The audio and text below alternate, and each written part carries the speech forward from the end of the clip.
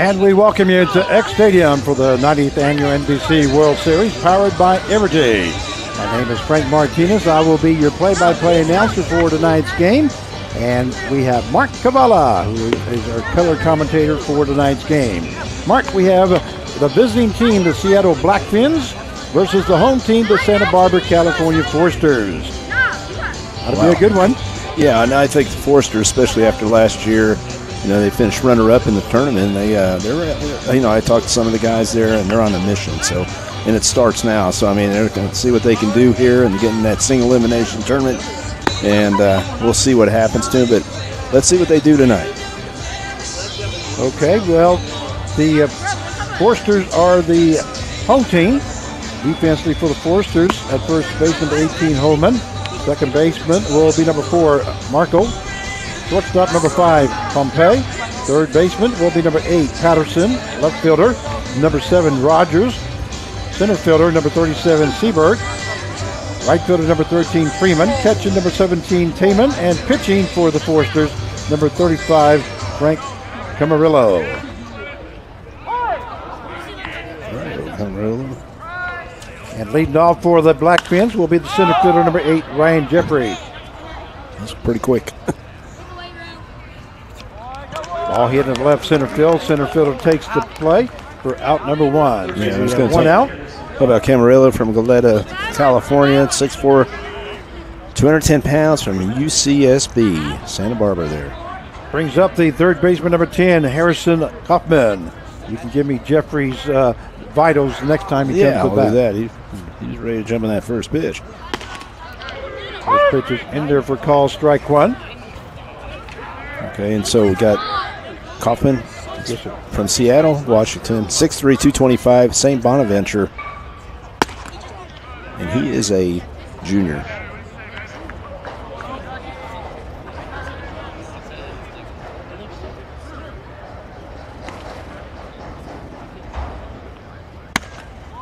Camarillo is on the mound as the count goes to 2 balls, 1 strike now to Kaufman. We do have one down here in the top half of the first. We hope you enjoyed today's action. A swing and a miss there by Kaufman, and that takes the count to 2 balls and 2 strikes. Forsters against the Blackfins here in this ball game. Like I said, I know the Forsters are on a mission. They got a lot, some of the schools they've been to, some big name schools. And I'll tell you, the Blackfins, they've got some pretty good players themselves, some pretty good athletes themselves, good players. So we'll see how this goes. Here's the pitch. That one misses low for ball 4. So Kaufman will take first base on a walk. Shortstop number 5, Vivon. We'll bring up the shortstop number 5, Vivon Desai. Yeah, he's from Waltham, Massachusetts, 6 foot, 175. He goes to Becker College.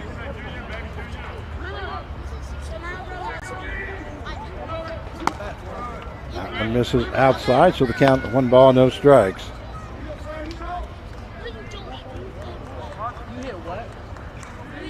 The Seattle Blackfins come from the Pacific International League.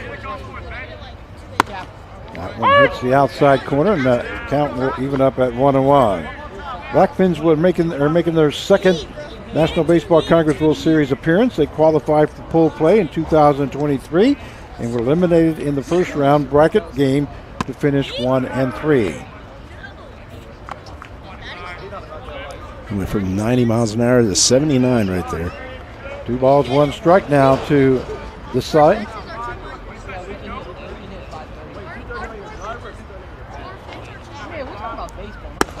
Swing and a miss there by Desai. The count will even up now at 2-2. Say, Frank, something like a beautiful night at NBC like this night. I always like the night games like this.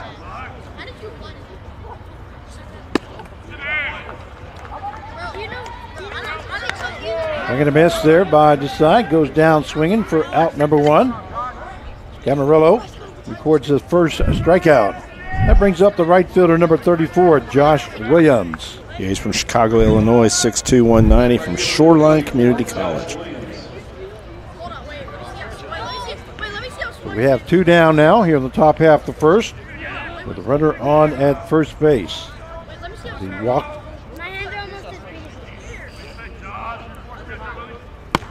Pitch misses outside.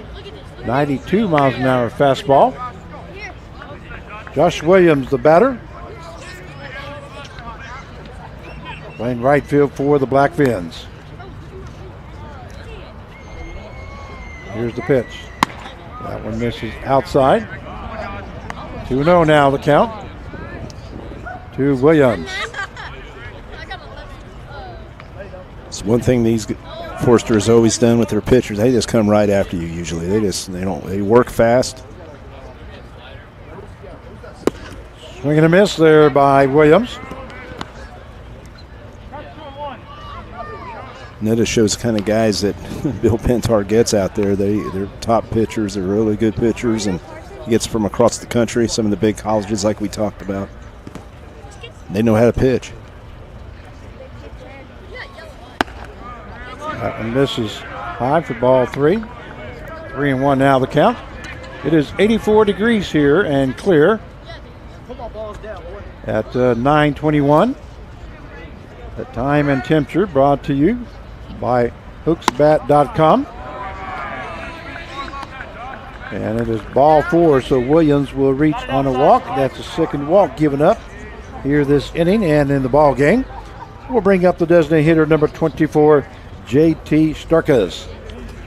Yeah, Starkus, he's from Las Vegas, Nevada, 6'2", 215. Another Shoreline Community.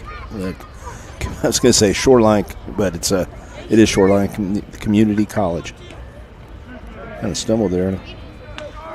So Kaufman is at second base, Williams at first. Both reach on a walk. There's a swing and a miss there by Starkus. Count goes no balls, 1 strike. Wind not quite blowing as much as it was earlier. You can see the flag kind of hanging down now. That one misses outside, and that will even up the count now at 1 ball, 1 strike. He's not missing too much right there. Again, just have to make adjustments. We talked about the first inning for pitchers. Ball, strike 2. And, you're trying to figure out the umpire's strike zone, too, how it is. But, there's some adjustments. It's all about adjustments. Who makes the adjustments quickest? 1 ball, 2 strikes now to Starkus. Here's the pitch. A swing and a miss there by Starkus. Goes down swinging for out number 3. And that is the second strikeout recorded by Camarillo. And at the end of 1/2 inning play, no score for the Blackfins and the Santa Barbara California Forsters coming to bat. And we'll be right back. With Butler having such a small class size, everybody had a voice in the classroom. Everybody was able to participate. To this day, there are students that I took classes with 10 years ago that I could pick up the phone and call. That's how much the community at Butler has affected the way I even do my business today. When I went to another college to try it out, I was just a number. They didn't even know my name. Butler's class sizes are smaller. That's where you get that community feel. And cost-wise, a lot cheaper. The Taco Bell Cravings Value Menu. 10 choices, each just $3 or less. Starring the cheesy double beef burrito. Double the seasoned beef, all the cheesiness, and so much craveable flavor. Get it on the Cravings Value Menu, only at Taco Bell.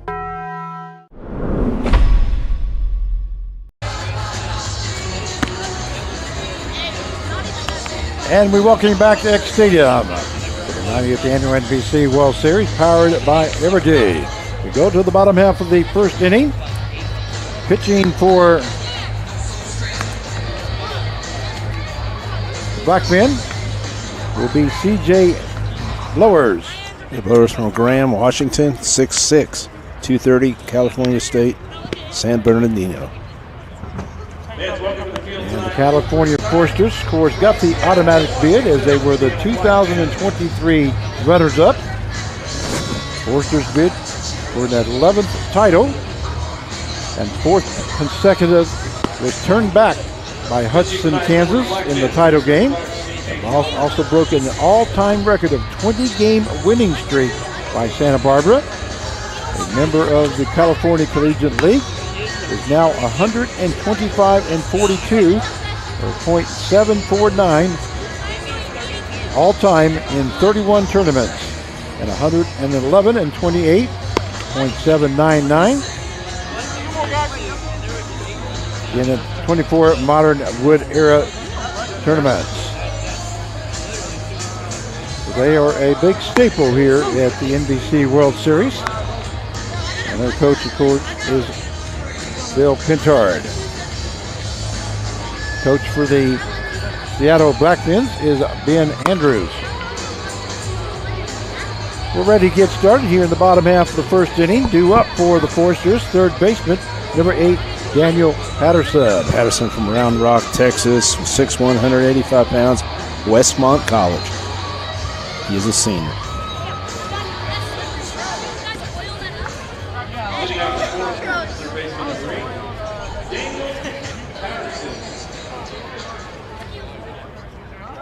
We're down in the bottom half of the first inning here, as the Foresters are the home team here tonight. Had some pretty good ball games here today so far, Carv. Oh, yeah.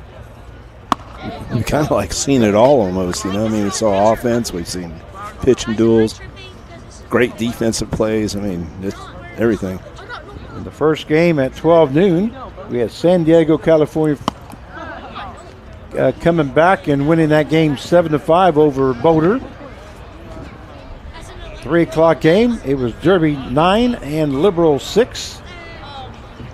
The last game that just finished up, Seattle Studs 5 and Top Prospect, or TPA, 1. One called strike one, so the count goes 2 balls, 1 strike now to Daniel Patterson, playing third base here for the Foresters this evening. Lowers pitch, misses inside, 3-1 now the count. Man, I think it's a very competitive field this year, definitely. It's Lowers pitch. That one hit high. Shortstop backing up. The left fielder looks like he's going to make the call. And he does. Makes the play.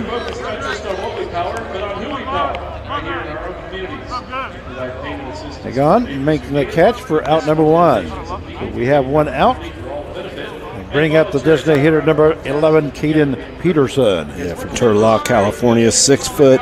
195. He's a sophomore from University of Pacific.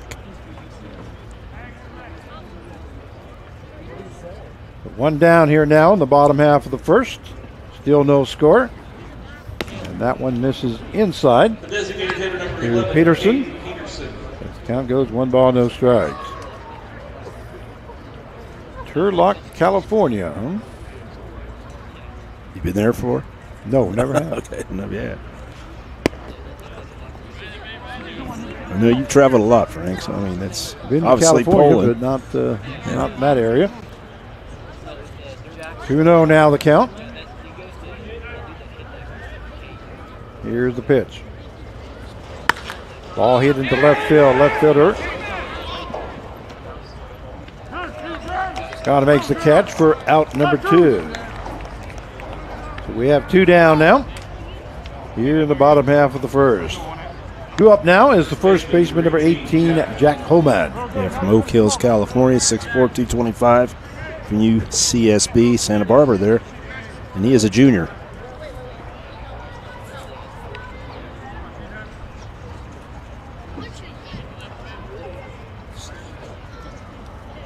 Here's the pitch. Ball hit deep into right field. Right fielder Williams backing up, and that's going to be gone. That is a home run by number 18, Jack Homan. So 1-0 is the score in favor of Santa Barbara Foresters. He drove that well over 375. Yeah, he was ready for that pitch right there, the fastball right there, just jumped right on it. Right inside, right in his wheelhouse. That That will bring up the left fielder, number 7, Will Rogers. So 1-0 is the score in favor of the Forsters over Seattle. Okay, Will Rogers, he's from Shoreview, Minnesota, 6'1", 210 pounds, University of Michigan. That one fouled off by Rogers. And he is a senior. No balls, 1 strike. Sorry about that. Yeah, he's a senior. Just to let you know.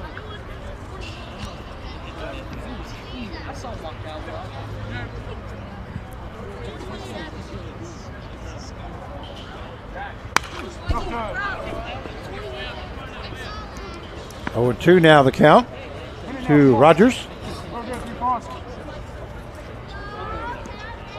We do have 2 down here in the bottom half of the first. 1-0 is the score as Jack Holman drove one deep into right field. That one fouled off back towards the stands. You know, it's one thing, Frank, when I was playing, one thing I always figured out. I figured it out. Unfortunately, it took me a while to figure it out. If you make a good hitter, if you make a mistake, he'll make you pay for it. Yeah, if a hitter's not that good, he'll either miss it or foul it off. Ball fouled off again, back behind home plate. Butterfingers!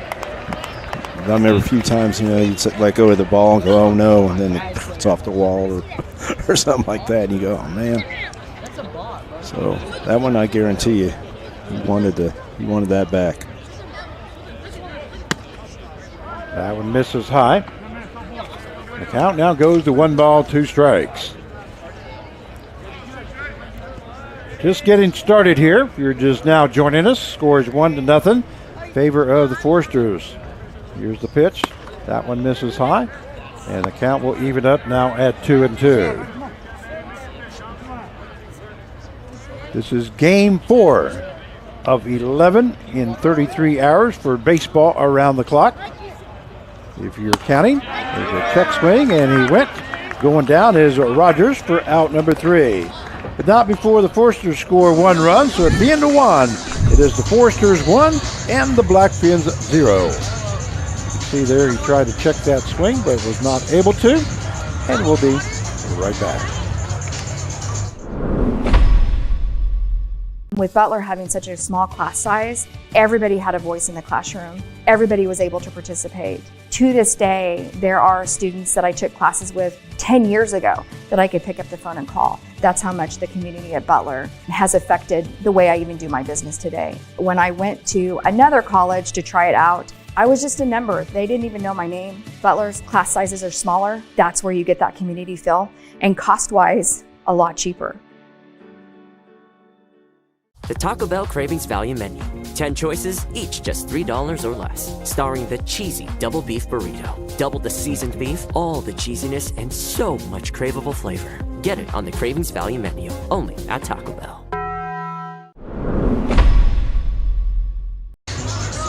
And we welcome you back to X Stadium here for the 90th Annual NBC World Series, powered by Evergy.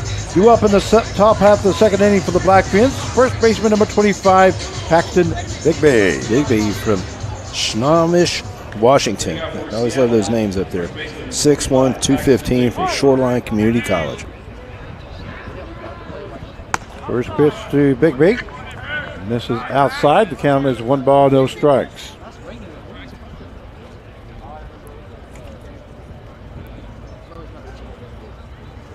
That one hit into center field. Center fielder Sebring moving back, not able to get to it. Takes 1 bounce and goes over the fence, so it'll be a ground rule double for Paxton Bigby. Yeah, he trying on that fastball also. Like I said, I think that, you know, you look at it, and Camarillo, he's just going to come right after you. That's what he's been doing. 390 feet, dead center field.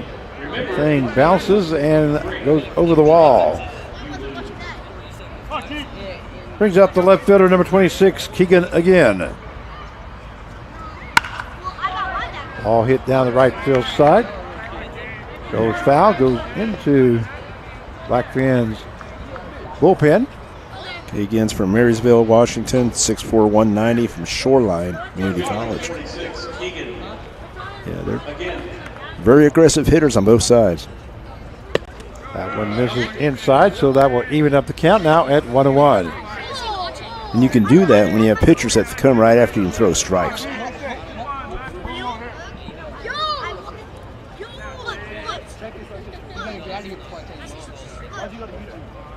Cavarella's pitch hits the outside corner. 91-mile-an-hour fastball. As the count now goes to 1 ball, 2 strikes.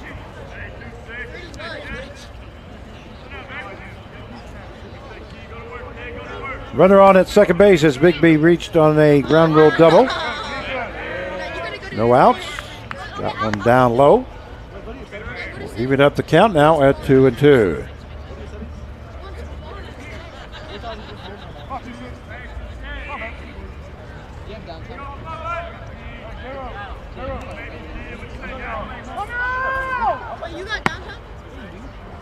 We had a timeout before that pitch.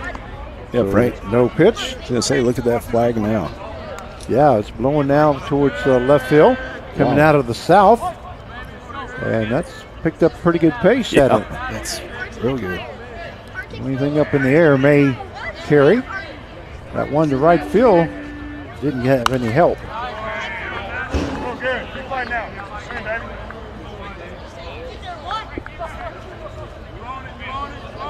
That one was fouled off, so the count will stay at 2-2.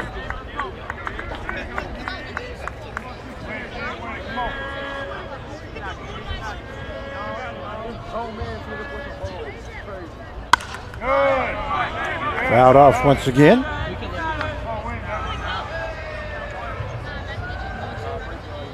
Again, working hard. With 2 strikes on him.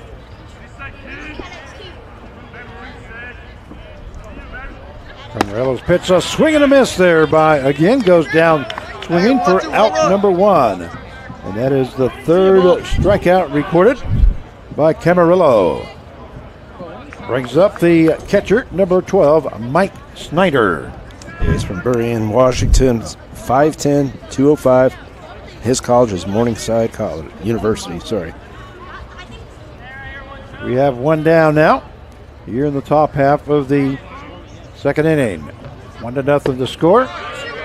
Favor of the Forsters. That one missing low for ball 1.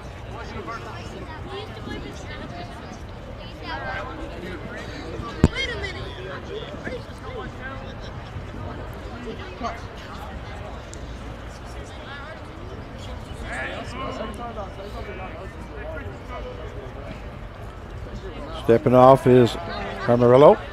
That's still, I never did find out how many we have for the baseball around the clock. I was going to ask Kevin when he was here, and I forgot.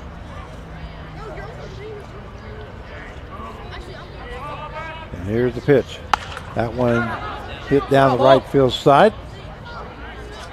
Gonna go foul.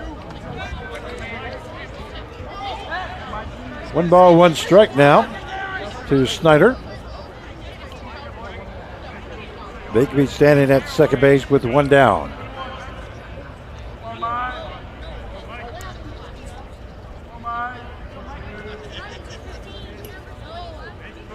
Here's the pitch. Great pitch there by Camarillo. Hey guys, clock's gonna be running. Count now goes to 1-2.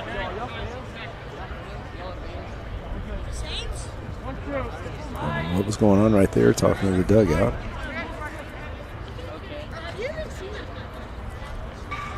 A little chirping going on, maybe. Ball hits the right side. Marco comes in and makes the play. Goes to Holman for out number 2. Moving over to third base is Bigby. So 4-3 put out. You're scoring at home with us for the second out. That will bring up the second baseman, number 16, Eric Chavez. Chavez from Glendale, California, 5'6", 165, Noble College.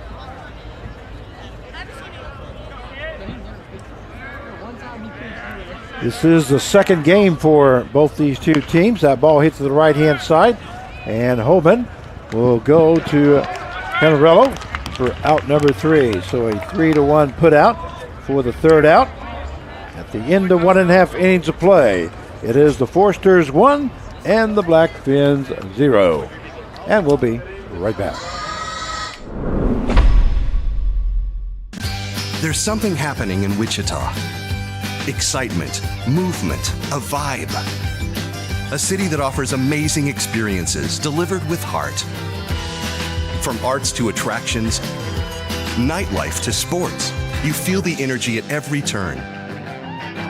A little fancy, a little funky, but always friendly. Come see the place we love. We think you'll love it too.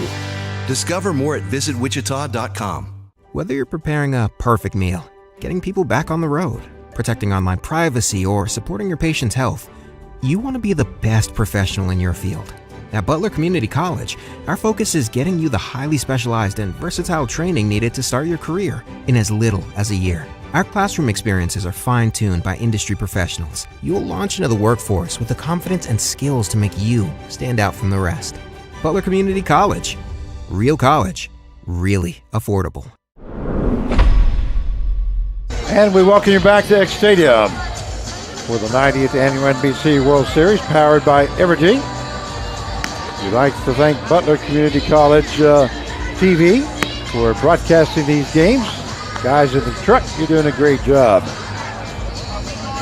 We'll go to the bottom half of the second inning for Santa Barbara, California Forsters. Due up will be the shortstop, number 5, TJ Pompey. Sebring on deck, and Freeman in the hole. Come out. Texas, 6'4", 185. Texas Tech University.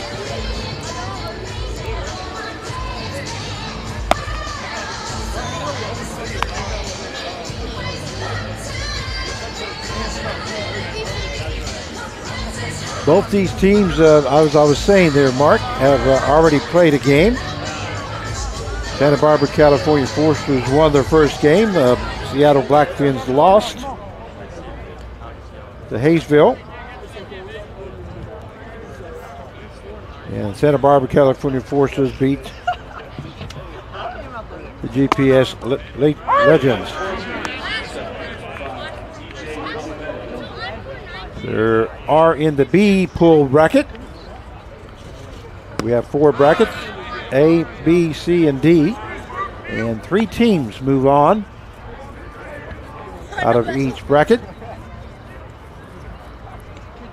Or each pool, I should say. And we'll play in single elimination tournament starting on the 31st. With the top team out of each pool will get a bye.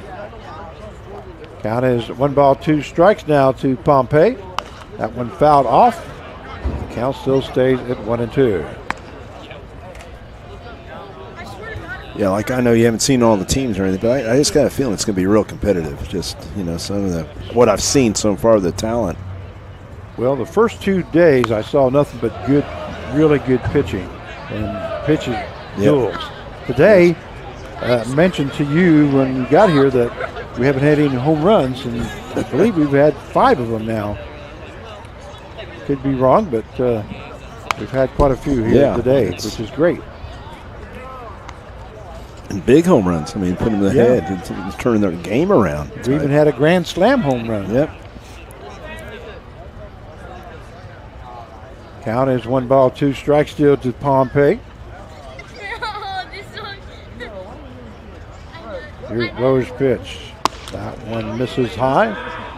So that will even up the count now at 2-2.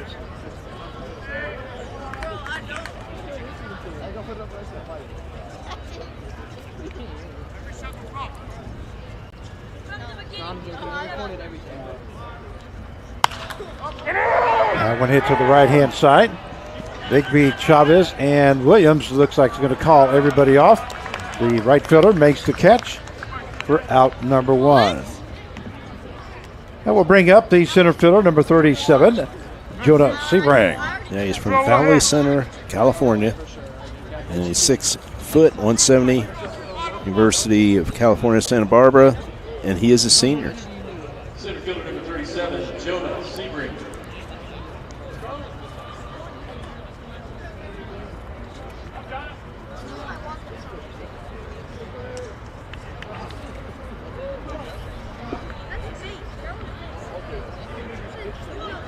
But we have one down here now in the bottom half of the second. 1-0 the score in favor of Santa Barbara. That one misses inside for ball one. You know, an advantage usually goes to the teams that, like you were talking about pitching, that have depth in pitching, you know, in kind of tournament like this. That one calls strike, and that will even up the count now at 1 ball and 1 strike. So it's just one of those things that, you know, when you come over there and the, I guess if your starting pitcher doesn't go far, you're starting to use a lot of those pitchers, and that's the key right here. 1-2 now the count.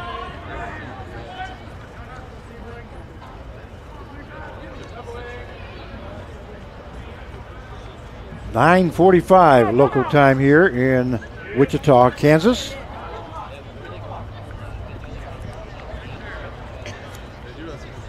For those of you in Seattle and Santa Barbara, we hope you're enjoying the broadcast. If you're joining us, that one popped up into the to the catcher. Looks like the third baseman's going to come in and kind of called him off, and nobody was able to get to it.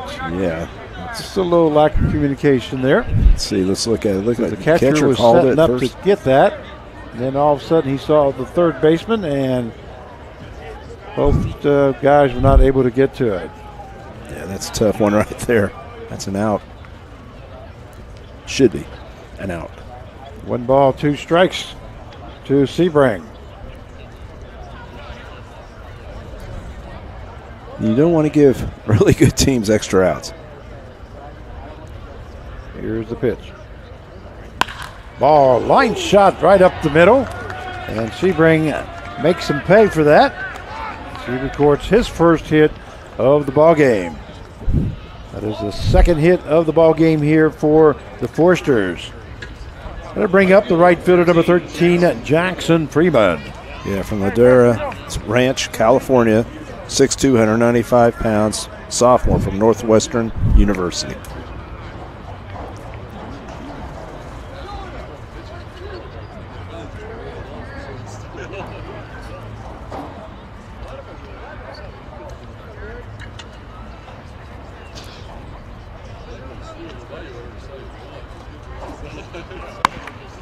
Ball hit down the third base side. Third baseman Kaufman comes in, goes to first for Bigby. For out number 2. Moving over to second base is Sebring. So a 5-3 put out for the second out if you're scoring at home with us. That'll bring up the catcher, number 17, Ryan Heyman. Yeah, Heyman from Grover Beach, California, 6'2", 235, sophomore from Cal Berkeley. So 2 down now here in the bottom half of the second inning.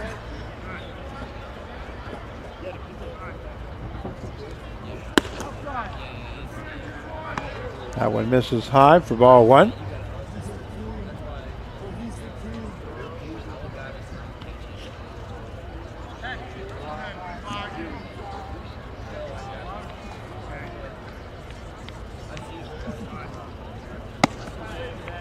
Also high for 2-0 now to Taman.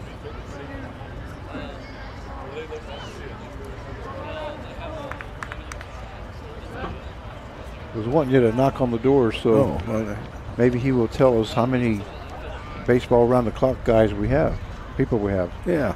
There's a swing and a miss there by Taman. The count now goes to 2 balls and 1 strike. Just asking. We was wondering, you know how many baseball around the clockers we had this year? All right. 160? Thank you. So 160 baseball around the clockers going on as they are in their 4th game out of 11 in 33 hours. And just pick a little corner where they'll sleep, whatever. Watch the game and sleep, whatever they do. 3 balls, 1 strike now. Here's the pitch. That one misses inside, so ball 4. Taman will take first base on a walk. That is first walk given up by Lowers. Second baseman for Drew Marco. Bring up the second baseman, number 4, Drew Marco. Yeah, from Katy, Texas, 6'4", 185 pounds. Sophomore from Louisiana, Lafayette. So now we have runners on at first and second with 2 down. 1-0 in favor of the Forsters. Bottom half of the second. Here's the pitch. Squares up the bunt, but pulls back. That was ball 1 to Marco.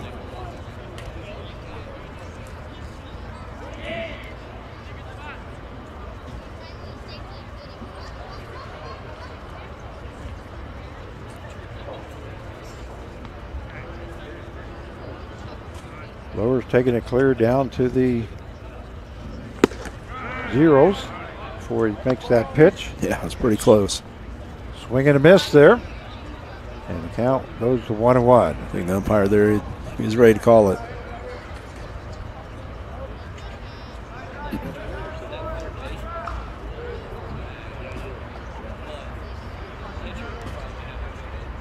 The 1-1 strike now to Marco. That one misses inside. That was at 88 miles an hour. Yeah, I think that's definitely changed the game, though, don't you? The pitch clock and 2-1 now the count. even at major league level. I see where they call strike 3 on a guy because he was a little late, just getting in the box or whatever. That one lifted over shortstop's head. And it's going to fall in for a base hit. Guys did not talk very well, and Sebring scores from second base. Tayman moves to third, and Marco ends up at second base. Yeah, that's That was Desai. That's too. Let's look at this right here. It's kind of like that Desai's Bermuda going triangle. back to shortstop. Left fielder. Yeah, I mean, you just got to look at Again, it. never did really. Yeah, I mean, who has the Come toughest in play? after that. The shortstop has the toughest play on that, so you're coming in. Remember, you and I talked about priorities earlier.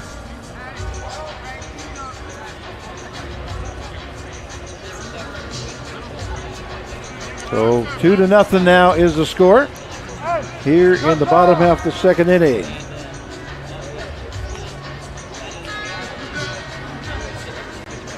Third baseman number 8, Daniel Patterson. King Patterson, I didn't get a chance to talk to him about it before. Round Rock, Texas, 6'1", 185 pounds, from Westmont College. Batter is third baseman number 8, Daniel Patterson, like you were saying. And that ball lifted into center field. Center fielder coming in hard now. Going to get under it, makes the catch for out number 3. And he throws the ball down in a frustration mode. But the Forsters score 1 run. So at the end of 2 innings of play, Forsters 2 and the Blackfins 0. And we'll be Baseball right round back. 5 contestants. You now have 10 minutes. At Evergy, we're focused not just on what we power, but on who we power, right here in our community. We provide payment assistance to our neighbors who need it. Invest in organizations and people, creating opportunity for all to benefit. And volunteer our time around our hometown so that together we improve it. Because we're committed to spreading good energy throughout our community. Evergy, the utility company. Have you ever needed to stop or change the way you do something you love because of aches, pains, or injury? The physical therapists at Select Physical Therapy are here to get you back to work, life, and your favorite activities. Most importantly, your goals are their goals. Their movement experts will listen and develop an individualized treatment plan so you can heal. Begin care faster by requesting an appointment today at selectphysicaltherapy.com. Experience the power of physical therapy at Select Physical Therapy.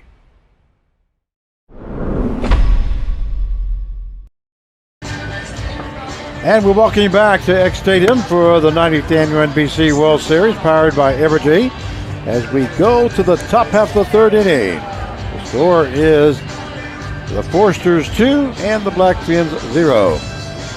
Due up now for Seattle will be the center fielder, number 8, Ryan Jeffrey.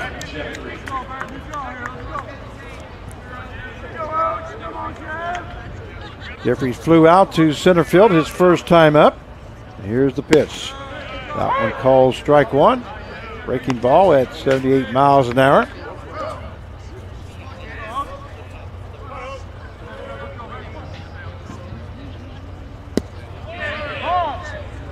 And that one called strike two. Threw a little off speed second time around and then line up here. 0-2 now the count to Jeffrey. Ball hit to the right-hand side.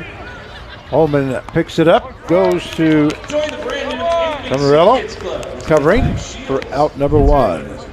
So a 3-1 play. Good play right first there. out. Ball right there to the bag, staying on the inside. Camarillo, he's done it before, you can tell.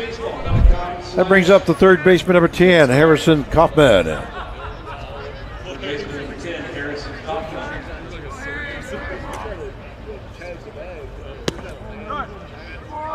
It just misses outside. Count goes to 1 ball, no strikes.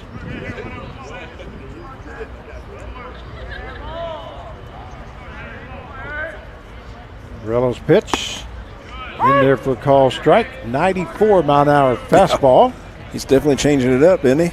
Yes, he is. Off speed, then boom, 94. The count is 1-1. That one misses outside. 2 balls, 1 strike now to Kaufman. That's what I like to see, Frank. I like to see guys pitching. Pitching, not just sitting back throwing. That one fouled off. That will even up the count now at 2-2. And as a hitter, you have no idea what's coming next. It's hard to sit on a fastball and all of a sudden he throws a changeup or something, something like that. So this misses, and the count will go full now at 3-2. We have 1 out, top half the third inning.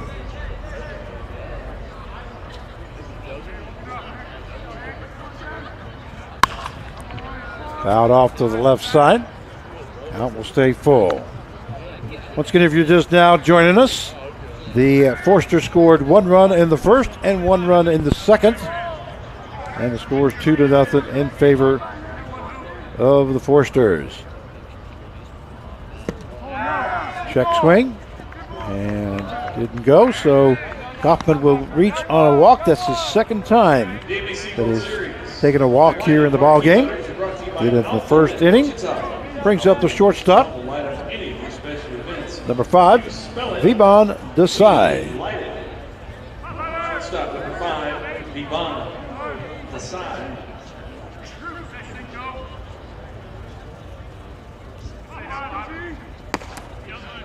Fastball in there for call strike one. 89 miles an hour. see what he does, especially in the stretch.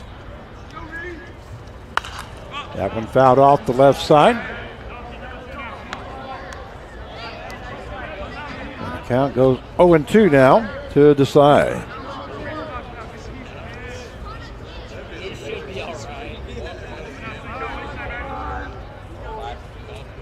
Here's the pitch. That one misses high for ball one. 1-2 now the count. Let's see what he throws here. Pretty interesting.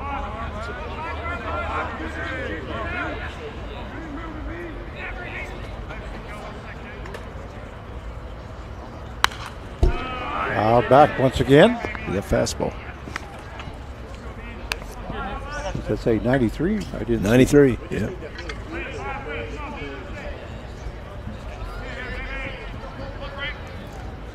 So 1 ball, 2 strikes now to Desai. Camarella's pitch. Now swing and a miss there by Desai. Goes down swinging. Didn't see that. He took something right out number 2. We'll bring up the right fielder, number 34, Josh Williams. That is the 4th strikeout recorded by Camarillo.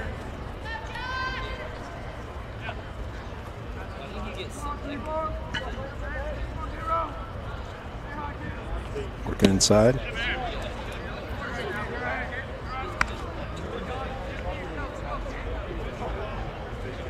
That's the thing about it. When you have a pitcher that can spot up, hit his spots, you can go inside.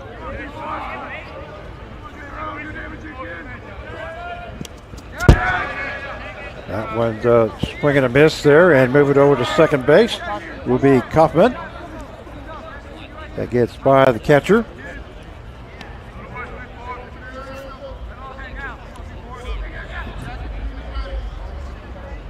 Count is no balls, 2 strikes to Josh Williams. Now the batter for the Blackfins.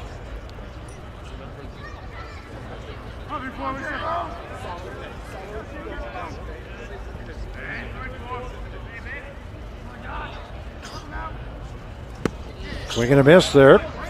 And Williams goes down for out number 3. At the end of 2.5 innings of play, Santa Barbara 2 and Seattle 0. And we'll be right back. We're going to watch a replay first of that swing and miss. They changed the speed.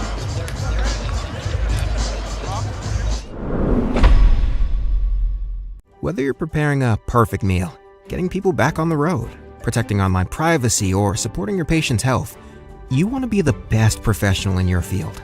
At Butler Community College, our focus is getting you the highly specialized and versatile training needed to start your career in as little as a year. Our classroom experiences are fine-tuned by industry professionals. You'll launch into the workforce with the confidence and skills to make you stand out from the rest.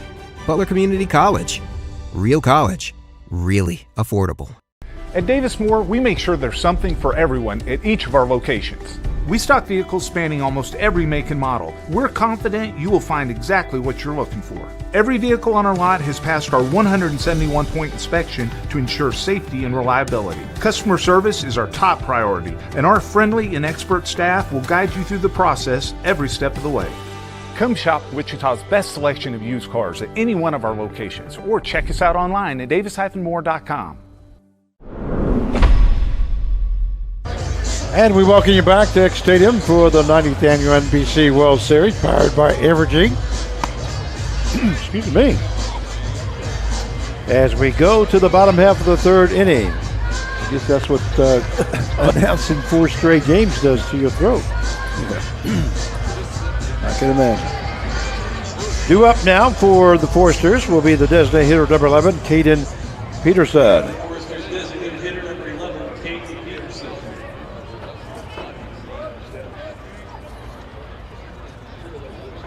Blowers ready to get to work. Bunt lay down foul along the third base side. Now there's no balls, 1 strike. It's a good thought. Third baseman's playing back.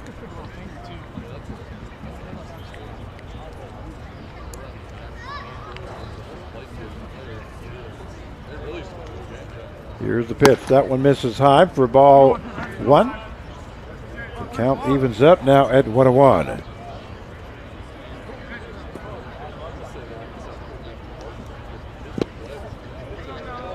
Breaking ball misses inside. 2-1 now the count to Caden Peterson, designated hitter. That one misses high for ball 3. 3-1 now. I just thought of something. You get to go home after this game. That's right. That one calls strike, so the count goes full at 3-2. I've still got at least 1 more. Yeah. Oh, man. Get to move over to the PA part. That one fouled back. Count still full at 3-2.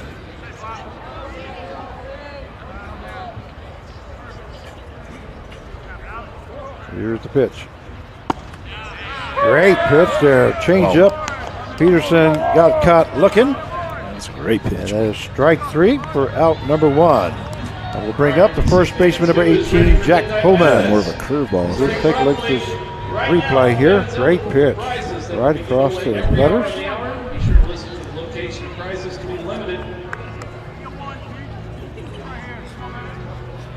That is the second strikeout by Blowers. Holman up at the plate now. Ball hit to the right-hand side. First baseman Bigby scoops it up and makes the play by himself. Unassisted, so we have 2 down now. He definitely had to attack that ball right there. He couldn't wait back on it. Did a good job. We'll bring up the left fielder, number 7, Will Rogers.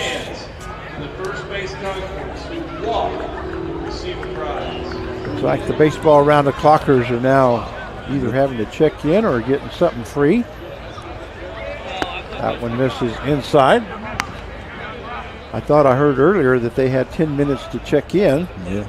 They have 160 baseball around the clockers participating. And here's the pitch. Ball line shot right up the middle. Base hit there by Rogers as Rogers records his first hit of the ball game. That is the 4th hit by the Forsters here in the ball game. A lot of people are excited about that around the clock. And like you said, I mean, they're just thrilled. I mean, I've talked to quite a few people. That brings up the shortstop, number 5, T.J. Pompey. Ball lifted to the right field side, in for a base hit, and running to third base is Rogers. So Pompey records his first hit of the game. Rogers ends up at third base. And that will bring up the center fielder, number 37, Jonah Sebring. Sebring got a base hit his last time up. You know, you just look at I look at approaches a lot on hitters. I mean, they're just yes, yes, yes, yes, yes, yes, no. You know what I mean? Those yes, yes, no. But the thing about Santa Barbara, they're ready to hit. When they get in that box, you throw them that pitch, that fastball right there, they'll give it. Like right there, he's a little up, so he didn't swing at that. But usually they'll get right on, especially runners in scoring position. So we have runners at the corners now, first and third, with 2 down. The ball's 1 strike, the count to Sebring. Throw over to first base. They caught him in between here. So they got Pompey in a rundown, and they do tag him out, but he drops the ball. They called him out, didn't they? They did call him out? Okay, they did call him out. So he is out at first base for out number 3. So at the end of 3 innings of play, it is the Forsters 2 and the Blackfins 0. You see the replay that he was out.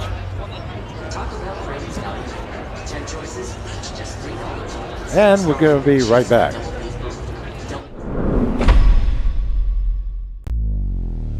Have you ever needed to stop or change the way you do something you love because of aches, pains, or injury?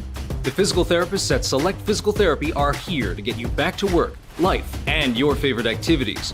Most importantly, your goals are their goals. Their movement experts will listen and develop an individualized treatment plan so you can heal. Begin care faster by requesting an appointment today at selectphysicaltherapy.com. Experience the power of physical therapy at Select Physical Therapy. The Taco Bell Cravings Value Menu. 10 choices, each just $3 or less. Starring the cheesy double beef burrito. Double the seasoned beef, all the cheesiness, and so much craveable flavor. Get it on the Cravings Value Menu, only at Taco Bell.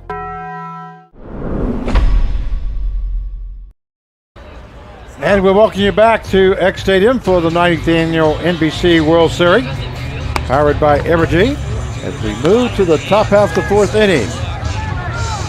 Score is 2-0 in favor of Santa Barbara. They've scored 2 runs on 5 hits, no errors. Yeah. We're showing Seattle Studs, but we're talking about Seattle Blackfins, it should be.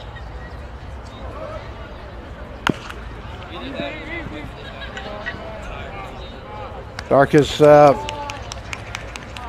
hits right back to the pitcher, and it is a 1-3 put out for out number 1. Next up will be the first baseman, number 25, Paxton Bigby. Bigby had that Nice double, center field.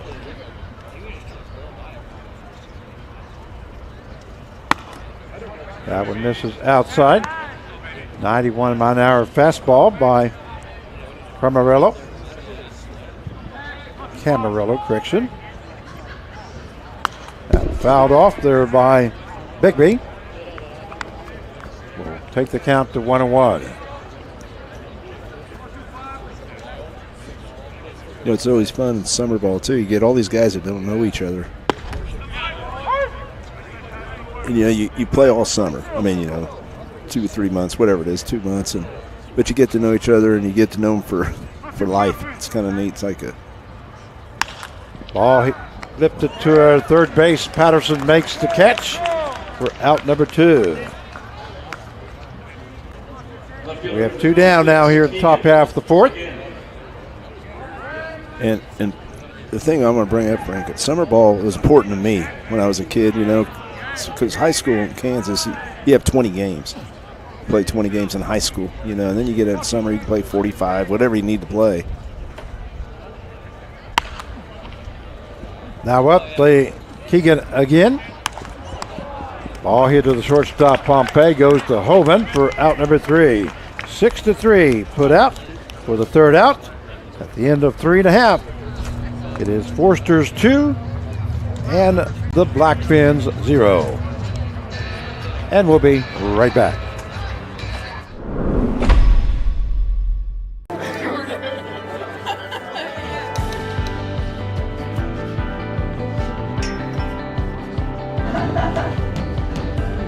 And I had a student in this very class.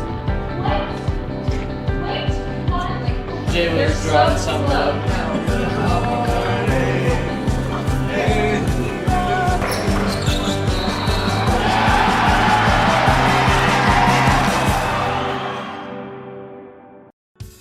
I really hope it's like this everywhere, but I also really believe that it's special to Butler.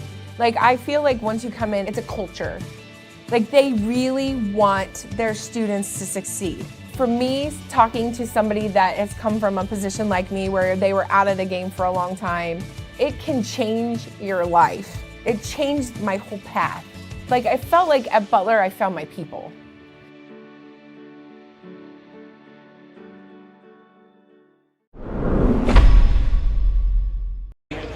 And we're walking it back to X Stadium.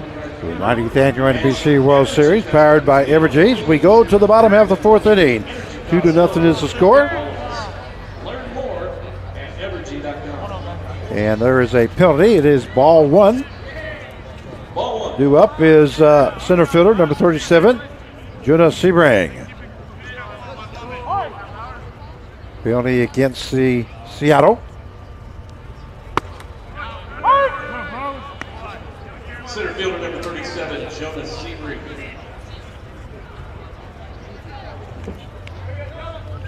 Count is 1-1. That one misses inside, so 2 balls, 1 strike now to Sebring, who got a base hit his last time up and scored a run on a double by Marco. Ball hits the left-hand side. Shortstop, Desai, goes to first for out number 1. 6-3 put out for the first out. And we'll bring up the right fielder, number 13, Jackson Freeman. The point I was bringing up before is like, you know, you'll hear some players, the players that sit there, oh, it's just summer ball. I don't know. You know, I think if you love baseball, you should be playing. Unless you're a pitcher that threw a lot of pitches over the spring, then yeah, I can understand that. But it's great. It's just great. You know, guys that are here, they love the game. Swing and a miss there by Freeman as the count goes to no balls, 2 strikes. 1 down here in the bottom half of the 4th inning.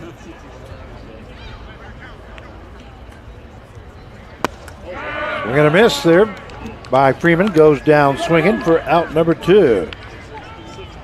That is the 3rd strikeout recorded by Blowers. Now we'll bring up the catcher, number 17, Ryan Taman. But you think about the grind these guys, they'll take a little break, maybe a week or two. They'll be going to fall ball. They got weights, conditioning. Then they'll, of course, Christmas break. Then they come back, boom, they'll be going like that. Then another spring, then go and play summer ball. So you got to really love the game. You have to if you want to be very successful at it. Here's the pitch. That one misses outside. This count goes 1-1 now to Ryan Taman, catcher for the Forsters. Breaking ball, just misses. 73 miles an hour. The count now 2 balls, 1 strike.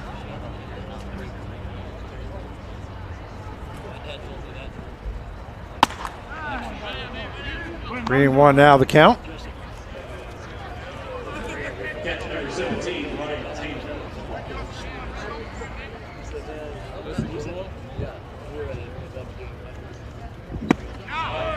Down and in there for a strike. And the count goes full now at 3-2. Lowers has pitched 61 pitches, 38 strikes and 23 balls. And Payman takes a walk here. Bring up the second baseman number 4, Drew Marco. And again, he's doing a good enough job. I mean, it's 2-0. And the 1 run was, I felt like that pop-up should have been caught. But that guy did score. Sebring.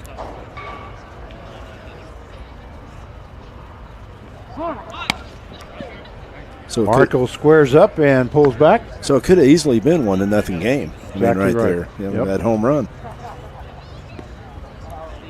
Yeah, I think somebody did not take control of that pop-up. Right behind shortstop and the one between left field and center fielder. Here's the pitch. Bunt laid down the third base side. Kaufman comes across, makes the play, and sacrifice. Correction, that is the 3rd out. That's what I thought. Good play by third base. So 5-3 put out for the 3rd out. At the end of 4 innings of play, Forsters 2 and the Blackfins 0. And we'll be right back. There's something happening in Wichita. Excitement, movement, a vibe. A city that offers amazing experiences delivered with heart. From arts to attractions, nightlife to sports, you feel the energy at every turn. A little fancy, a little funky, but always friendly. Come see the place we love. We think you'll love it too. Discover more at visitwichita.com. I'm bougie. I'm like $7 bougie. The all-new $7 deal lovers menu at Pizza Hut. Choose your $7 faves 7 days a week. Because it's only a deal if you love it. No one out pizzas the Hut.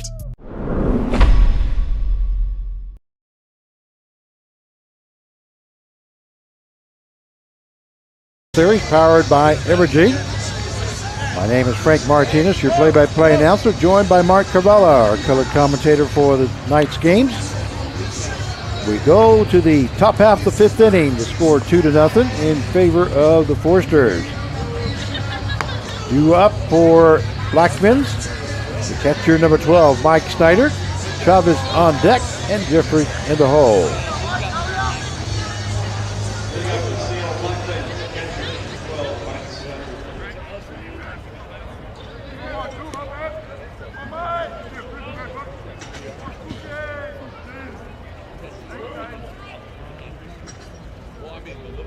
Camarillo starting his 5th inning of work. The ball goes in between the shortstop and third baseman for a base hit. So Snyder records his first hit of the game.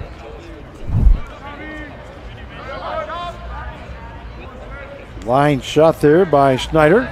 Will bring up the second baseman, number 16, Eric Chavez. And it was only the 2nd hit for the Blackfins. Correct. 2nd hit of the ball game for Seattle.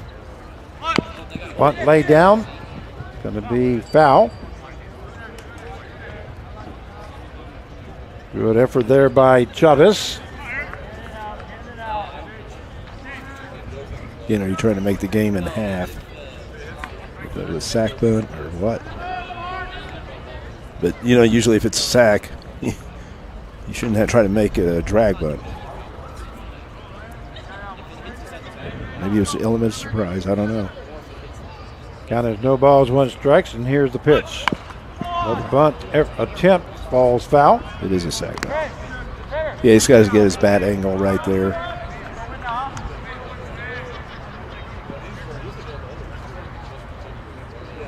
So no balls, 2 strikes now to Eric Chavez.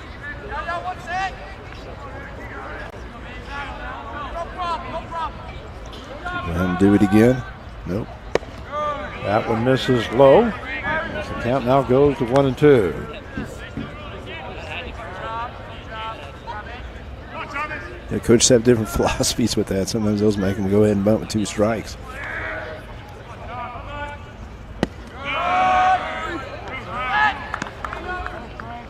That one misses low, and the count will even up now at 2 balls and 2 strikes.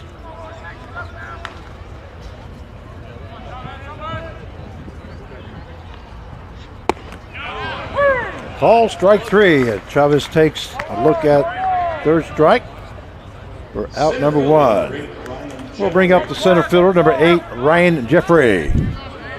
One thing, Frank, I've seen more bunting at a major league level now lately. Have you? I mean, if you watch any of the games, I know you've been gone, but there has been, especially lately. I've seen more bunts.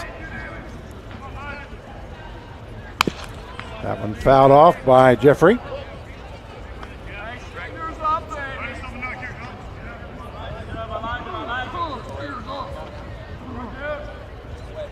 It's all about the philosophies, especially with the organizations.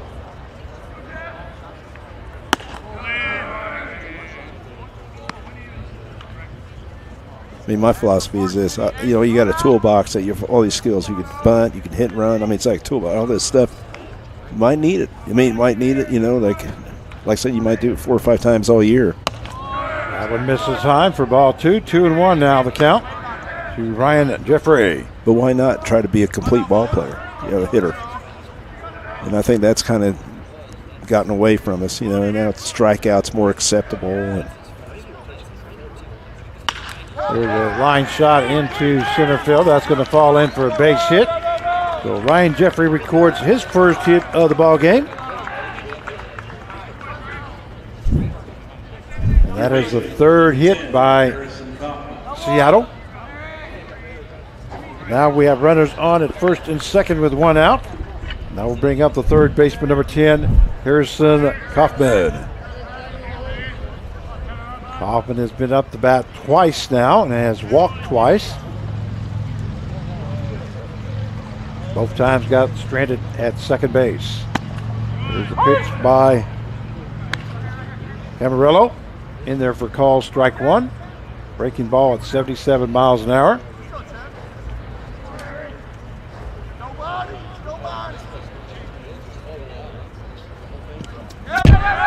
Swing and a miss there by Kaufman. And the ball got away from the catcher, so both runners advance. Snyder will be at 3rd base and Jeffrey at 2nd.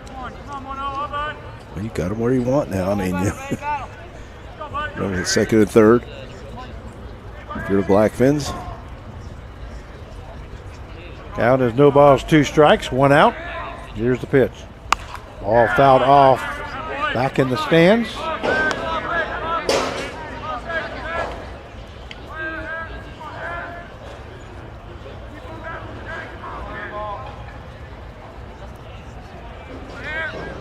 Count is still no balls, 2 strikes. A lot of kids have energy here. A swing and a miss there by Kaufman. 94. It goes down for out number 2. That is the 2nd strikeout.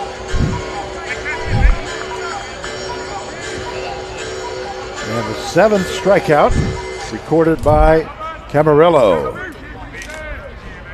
I do like when Camarillo is changing it up a little, then boom, throws this 94 right there. Brings up the shortstop, number 5, Vibon Desai. All baseball around the clock participants. You have 10 minutes to check in at the RV in right field. Walk, do not run. Swing and a miss there by the side. I'm just laughing at that, Frank, telling little kids to walk, do not run. I was like, okay, we'll see. 0-2 now the count.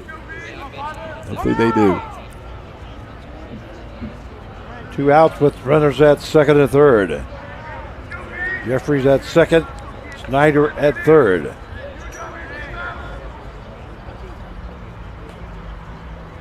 That one misses high. The count now goes to 1-2. Stop number 5, the ball inside.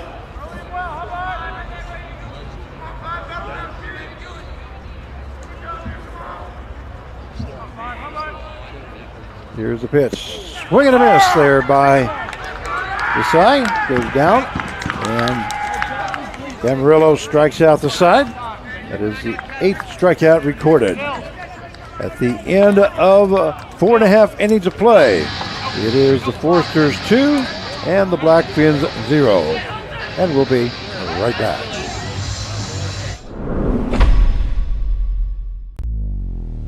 Have you ever needed to stop or change the way you do something you love because of aches, pains, or injury? The physical therapists at Select Physical Therapy are here to get you back to work, life, and your favorite activities. Most importantly, your goals are their goals. Their movement experts will listen and develop an individualized treatment plan so you can heal. Begin care faster by requesting an appointment today at selectphysicaltherapy.com. Experience the power of physical therapy at Select Physical Therapy. I'm bougie. I'm like $7 bougie. The all-new $7 deal lovers menu at Pizza Hut. Choose your $7 faves 7 days a week. Because it's only a deal if you love it. No one out-pizzas the Hut. And we're welcoming back to X Stadium for the 90th Annual NBC World Series, powered by Evergy. Score 2-0 in favor of Santa Barbara over Seattle. We go to the bottom half of the 5th inning.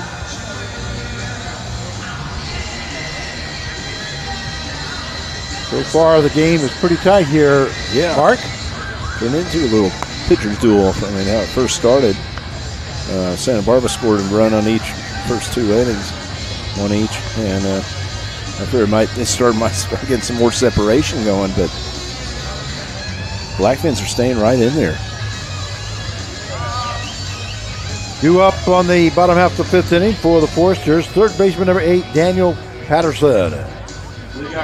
Patterson's 0 for 2 here tonight.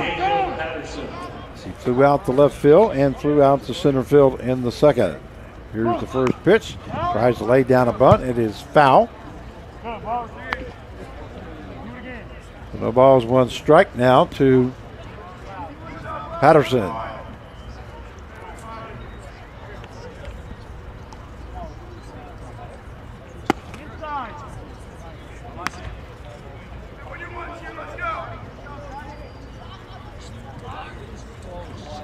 Count now goes 1-1. Ball hit the left side. The side, not able to make the play. Makes the stop and throws to first, but wide of first base. The designated hitter, number 11. The side, you can see, takes a couple steps, throws across his body, but off the line. He didn't get a lot on that. So Patterson will be on at first base. It's a good stop, though. That will bring up the designated hitter, number 11, Keaton Peterson.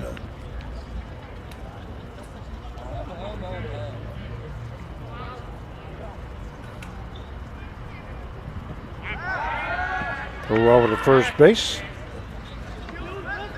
Not a big threat there, just just show me. Know that you're there. Yeah. Kind of a throw.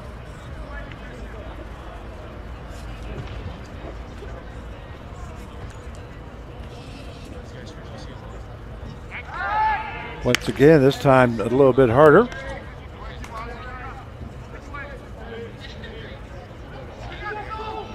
There's some guys, they never want to run against lefties. I mean, lefties have a good view of you, obviously, not good over the shoulder like a righty. But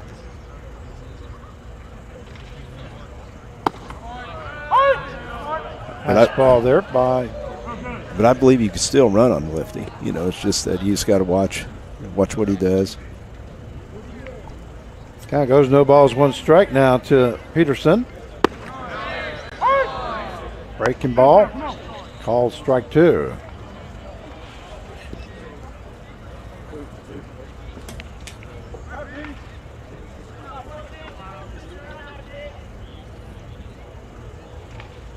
Here's the throw over to first base. Back safely is Patterson.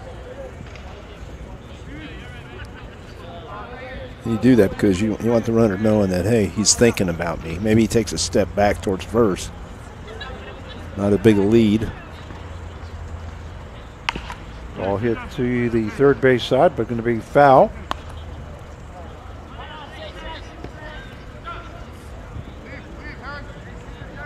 Changer looks a little. 0-2 still the count to Peterson. That one misses high. The count now goes 1-2. Then as a runner, you're trying to distract. You try to distract him. If he's thinking about you, he's not really thinking all 100% about going home. Here's the pitch, a breaking ball, swing and a miss there by Peterson as he goes down, swinging for out number 1. That will bring up the first baseman, number 18, Jack Holman. Look at that nice pitch dropping in right there. That is the 4th strikeout recorded by Lowers.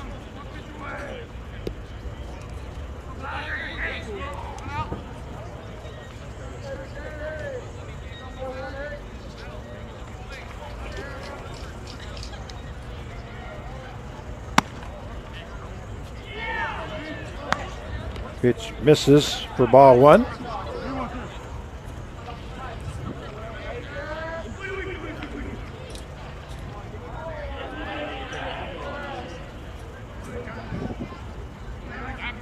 Yep. Got caught off there. Throw down to second base, and he slides in. The ball. They're going to call him out.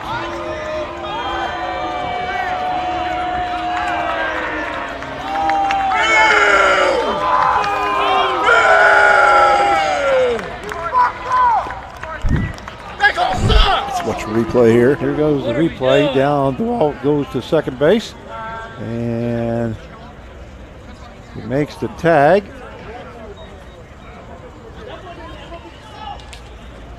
Ball pops up, but not exactly sure. It wasn't really like on a relay, transfer. I thought that's what he kind of gave a transfer.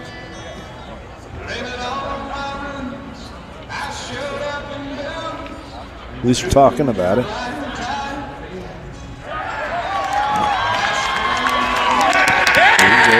And they have reversed that call. So, got a different angle out of it. Correct.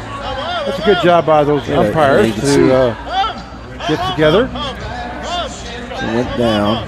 That's still a base sponsored by He was safe, I think, right then. I mean, it's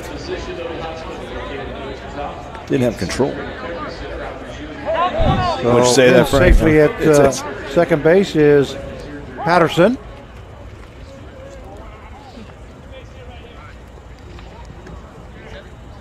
But that's what we were talking about earlier. I like when the umpires at least get together, talk about it. Ball hit to the right-hand side. Second baseman Chavez comes in, throws to Bigby for out number 2. Moving over to third base is Patterson. So a 4-3 put out for the second out. And we'll bring up the left fielder, number 7, Will Rogers.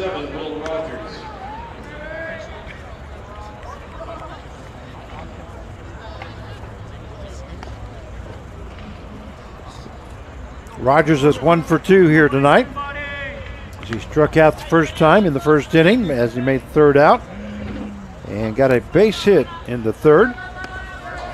Left stranded at third base. It's in there for call strike 1.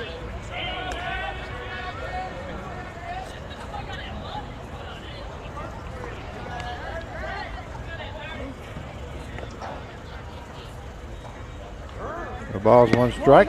That one misses outside. Hill at first base. They say he didn't go. So the count will even up now at 1-1.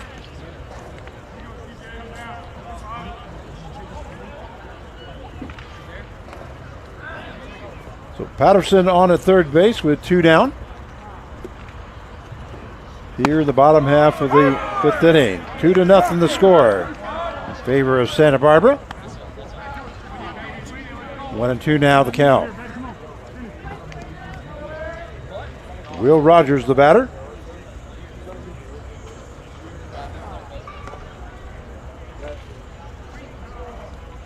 Here's the pitch. Swing and a miss there by Rogers as he goes down swinging for out number 3. That is the 5th strikeout recorded by Blowers. At the end of 5, it is the Forsters 2 and the Blackfins 0. And we'll be right back. With Butler having such a small class size, everybody had a voice in the classroom. Everybody was able to participate. To this day, there are students that I took classes with 10 years ago that I could pick up the phone and call. That's how much the community at Butler has affected the way I even do my business today. When I went to another college to try it out, I was just a number. They didn't even know my name. Butler's class sizes are smaller. That's where you get that community feel. And cost-wise, a lot cheaper. The Taco Bell Cravings Value Menu. 10 choices, each just $3 or less. Starring the cheesy double beef burrito. Double the seasoned beef, all the cheesiness, and so much craveable flavor. Get it on the Cravings Value Menu, only at Taco Bell.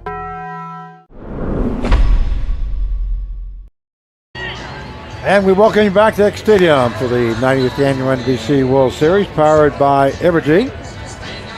We go to the top half of the 6th inning. 2 up for Seattle will be the right fielder, number 34, Josh Williams. 2-0 is the score in favor of Santa Barbara. I was going to ask you, Frank, is this kind of game you saw was going to come up here? What'd you think? Well, we're always hoping for quick games, and so far it has been. That one in there for call strike 2. So 0-2 now the count to Williams. The Blackfins are doing a great job. They're doing a great job staying in it. The teams right now, like the Seattle Studs and Santa Barbara, we're so used to seeing them dominate the team. Right. And this year it seems like the pitching is pretty well equal. So you're seeing some closer games, which is great. Swinging strike 1, or out number 1, that is. Brings up the designated hitter, number 24, J.T. Starkus. And I think it's just the pitching part of it. Right. On all the teams so far that I've seen, pitching has really been good. And like I say, today's the first day that we have seen home runs. There's a swing and a miss there by Starkus. The count goes to 1 ball and 1 strike.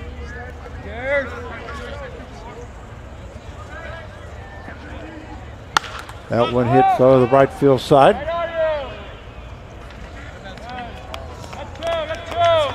Right fielder Freeman gets under it, makes the catch for out number 2. That'll bring up the first baseman, number 25, Paxton Bigby. Yeah, we sure have seen a lot of strikeouts today, though. We had 21 last game together and quite a few here.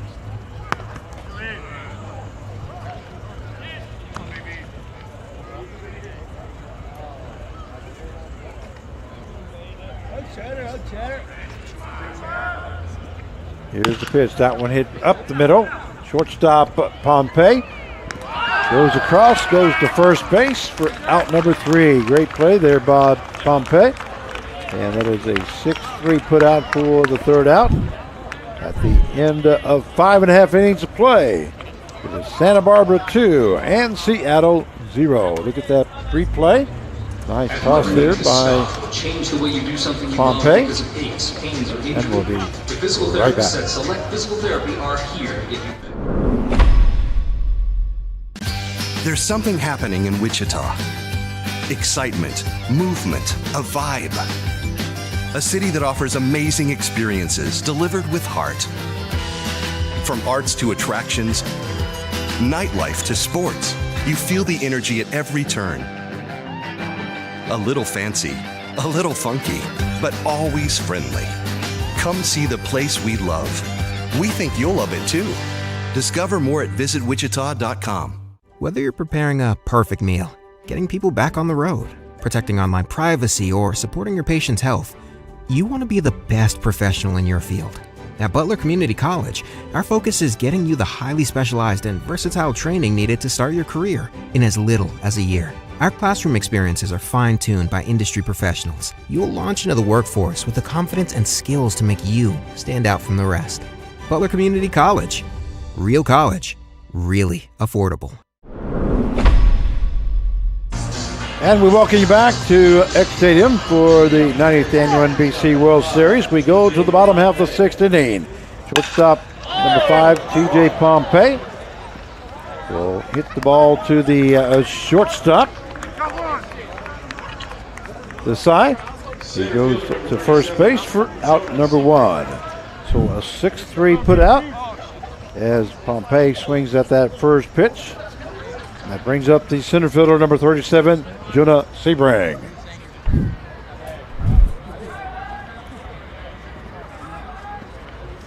Yeah, it's an interesting game right here. It's like you said, I thought. Ball hit the left side to side. It goes down to get it, but not able to come up with it as it goes under his glove. And on will be Sebring. See what they call here this. I think he might have been able to get him there if he came up with that cleanly. You know, I think the coaches from the Blackfins, they did a good job of, bringing in a lefty with off speed and, holding them off, just kind of throwing them off a little instead of just, let's say, somebody that throws upper 80s or 90s, whatever, something like that. Now batting the right fielder, number 13, Jackson Freeman. Breaking ball in there for call strike 1. 72-mile-an-hour pitch there by Blowers. That's what I'm saying. Blowers is, mixing it up like that. And no balls, 1 strike now. Here's the pitch. That one misses down low. And now we'll even up the count now at 1-1. The thing you got to worry about, because now his pitch count's getting up there. It's around 82, I believe.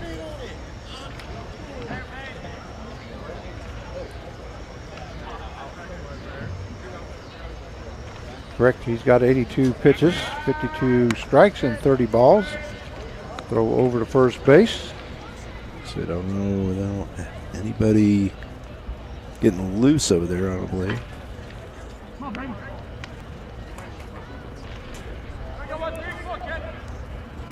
That one fouled right back at us here, Carv. Yeah, I just don't. The thing is that you and I don't know, we don't know, is what's the wall? How far can these guys go, starters? How far can they go? Can they go 90? We saw one guy go 100, and what was it earlier? And I thought he got tired in the last game. So, I mean, how far can he go to keep him? Well, I think we counted at least 115 pitches. Yeah, is that correct? yeah. That last game. But, of course, you pointed out, too, they probably didn't have a lot of depth in the pitching. So you had to stick with them a little longer. So I don't know.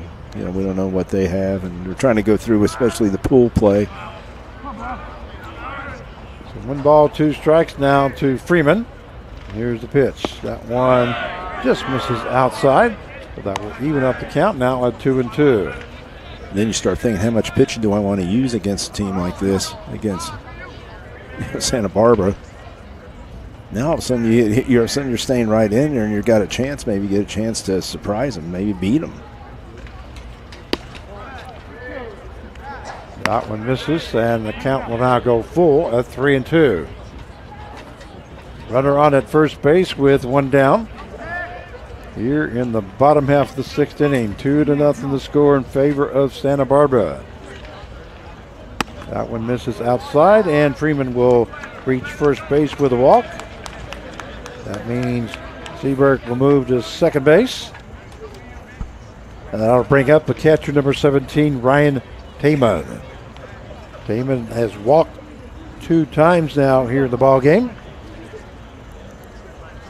He's left stranded at third base in the second inning, and left stranded at first base in the fourth.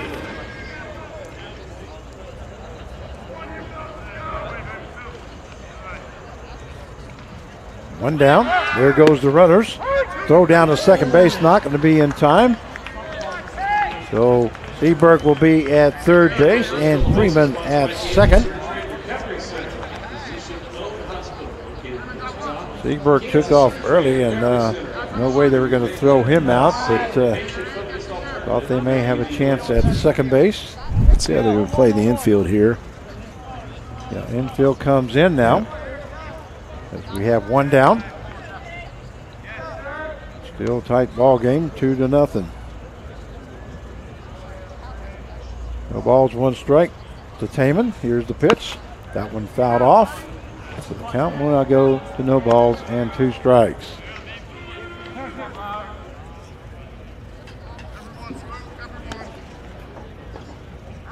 Well, he's definitely been competing in this game. It's a very good team.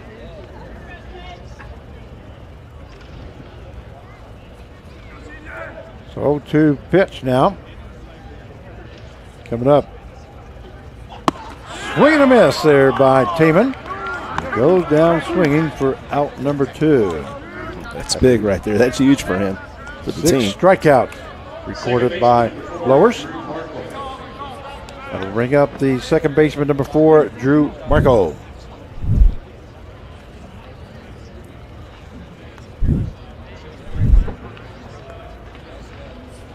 What? No way.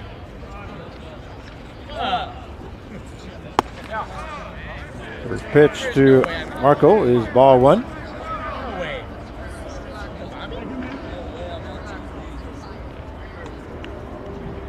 Like I said, this guy Blowers, he knows how to pitch. He's pitching the heck of a game.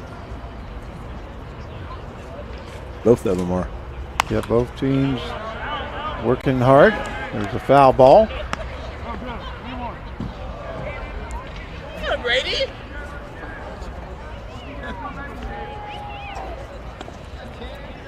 So you can be ready for next game, Frank? What's that? You can be ready for your PA. Well, I'm going to have to be ready. Yeah, you will. All right, there's a swing and a miss as the count now goes to 1 ball, 2 strikes. Yeah, he's got him out on their front foot. He's doing a great job.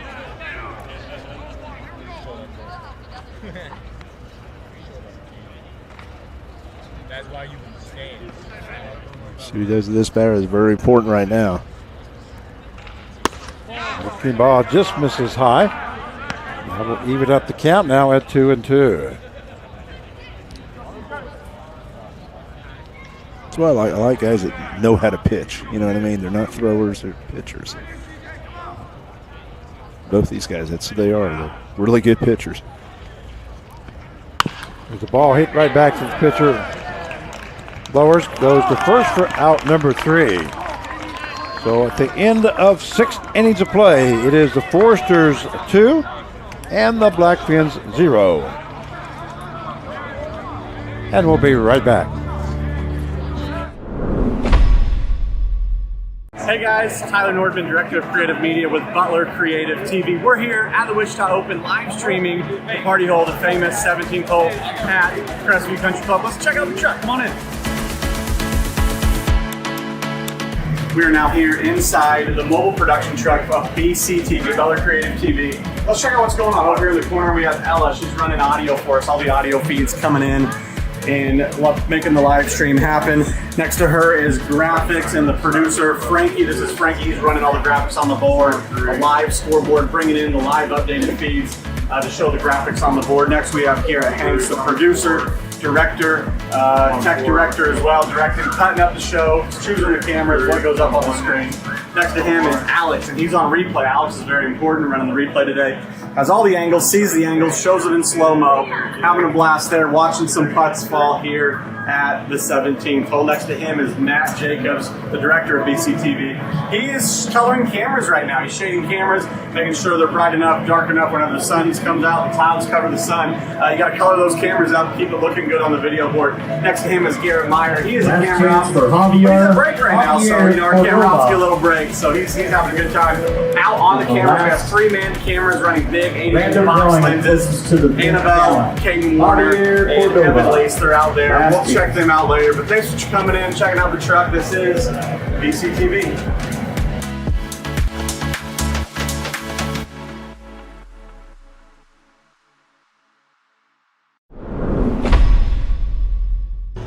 And we welcome you back to X Stadium for the 90th annual NBC World Series, powered by Evergy. And it looks like we're going to have a new pitcher here carved.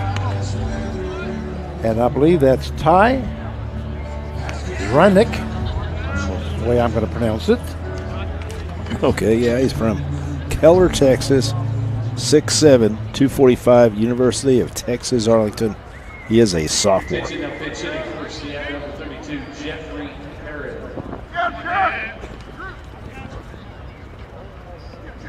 Radnick now coming in to pitch. First batter he'll face. Again. First pitch, 86 miles an hour. And I'll give you the final numbers for Camarillo. That one misses inside. Count goes 2-0. Camarillo went 6 innings, gave up 3 hits, no runs, no earned runs, 3 base on balls, as he struck out 9, and he faced 24 batters. So a good outing there for Camarillo. He's got a 2-0 lead. That one fouled off by again. Correction.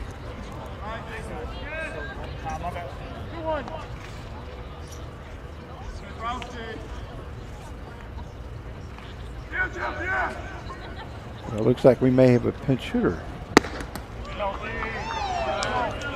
Fielder number 26, Keegan, again.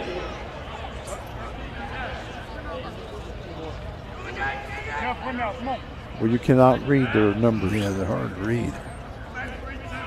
It is number 32 that's batting. There's a ball hit into center field. So we're going to give him credit here. And we find his name. That batter was number 32, and that is Jeffrey Perran. Perran from Woodinville, Washington, 6 foot, 195, Edmonds Community College. Brings up the catcher, number 12, Mike Snyder.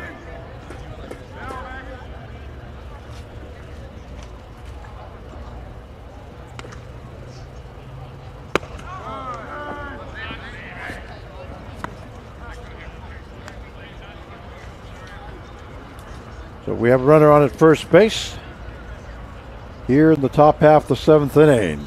2-0 the score in favor of the Forsters. Throw over to first base. Back safely is Pran.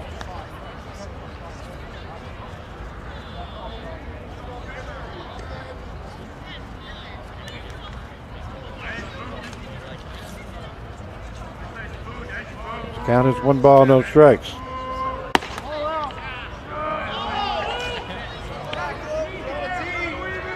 You know now the count.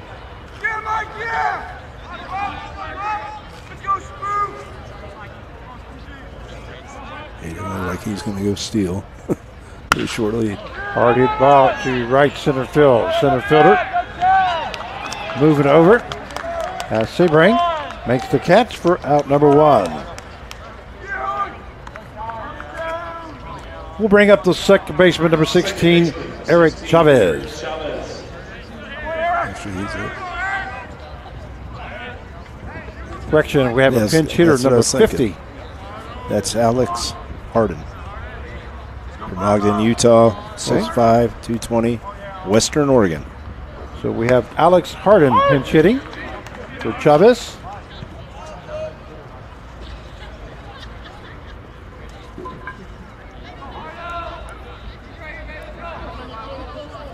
Here in the 7th inning. Runner on first base with one down. Fouled off there by Hardin.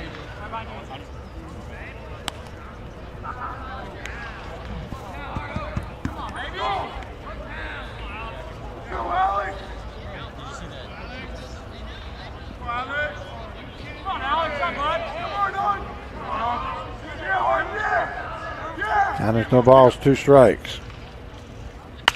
That one hit to the third baseman. Patterson goes to second, but goes off his glove. So everybody's going to be safe. And moving to third base will be Duran. There'll be an error on the play.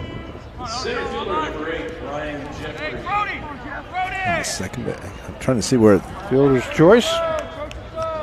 That will bring up the center fielder. I think let's see the angle of the throw. Number 8, Ryan Jeffrey. Couldn't see on that angle the throw if it's going to be on. Looked like it was right on his glove. Yeah, and just that's what I thought. Second base. Went off the top of his glove. And Ryan Jeffrey is the batter, number 8.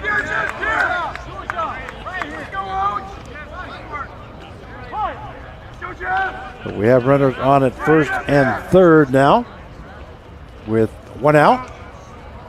Here in the top half of the 7th inning. There's a throw over to first base. Back is Hardin.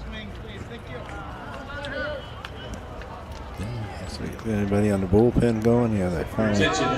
Yeah, somebody I can't see for Santa Barbara.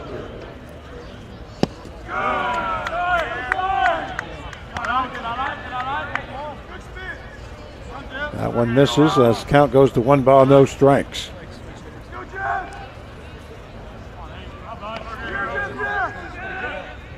Here's the pitch. That one misses inside, 2-0 now. To Ryan Jeffrey.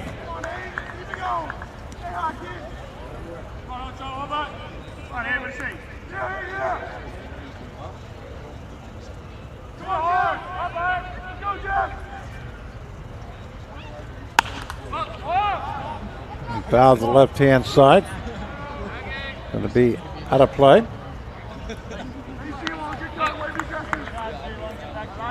2 balls, 1 strike.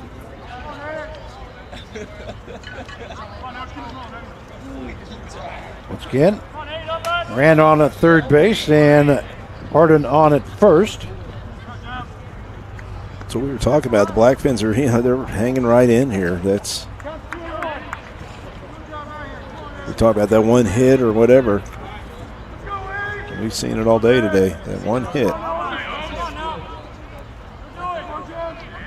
Here's the pitch. That one calls strike 2. That will even up the count now at 2-2.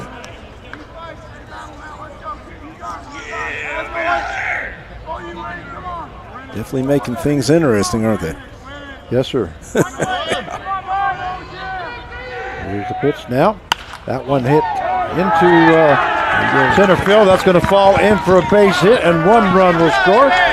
Rand scores from third base. Moot stopping at second base is Hardin. And Jeffrey records his 2nd hit of the game and 2nd consecutive hit for Jeffrey. RBI there. Brings up the third baseman, number 10, Harrison Kaufman. And here comes Bill Pintart. Yeah, Coach Pintart doesn't wait too long on. He's, as you know, he's got bullpen guys. And looks like we're going to have a new pitcher coming in.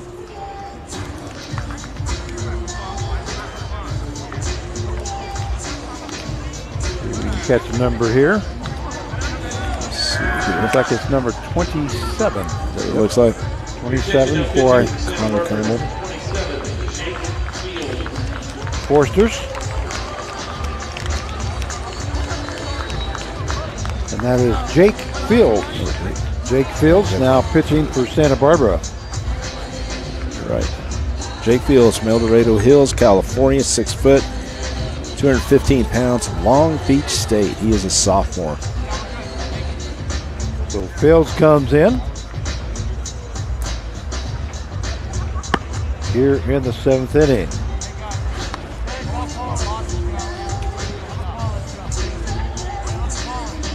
And I'll give you the numbers for the Radnick.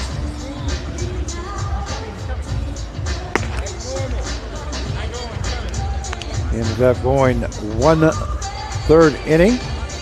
Gave up 2 hits, 1 run, no earned runs, no base on balls, no strikeouts as he faced 4 batters.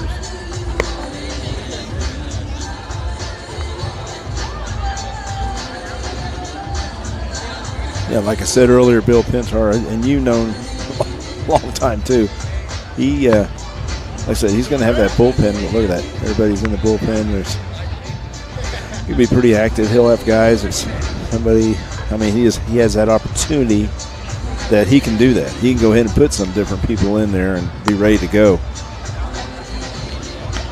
Well, we were noticing the other day that you see how many guys are in the bullpen.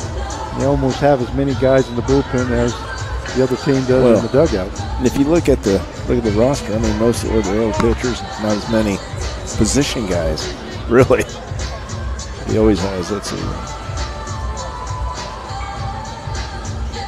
So Jake Fields now pitching for Santa Barbara here in the top half of the 7th inning.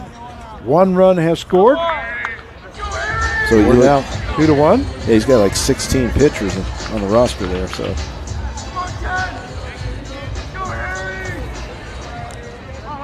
Hardin on at third base. And Jeffrey on at first. Crickson, he's at second base. I said third. There's a swing and a miss there by Kaufman. So Hardin is on at second base and Jeffrey's on at first. First one was right at 91. Swing and a miss there by Kaufman.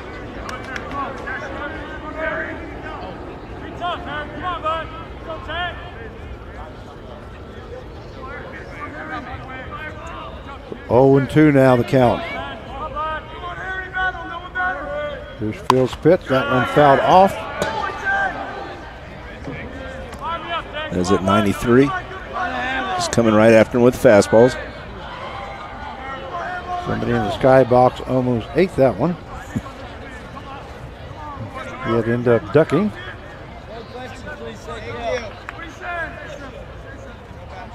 Here's the pitch. That one called strike 3. Hoffman goes down looking for out number 2.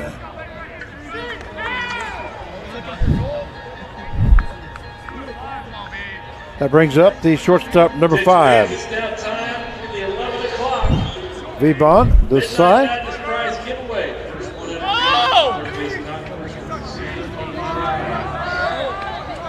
Everybody up! Get on your feet! 11 o'clock midnight prize! It hits the outside corner for strike 1. 100 fans in third base concourse that walk, don't run, going to see the prize. Midnight. Everybody run! No running! You know, I believe they're giving stuff away, and we're sitting up here calling the game. Yes, I like it. That stuff is going out the door. We're missing out, Carb. I guess so. Hey, we deserve it, right? We put 4 games today. Well, you at 5 now. You deserve a special one. This is our 4th. We're doing good. 0-2 now the count. There's a swing and a miss there by the side. Goes down, swinging for out number 3. And at the end of 6.5 innings of play, it is now the Santa Barbara, California Foresters 2 and the Seattle Blackfins 1. And we'll be right back.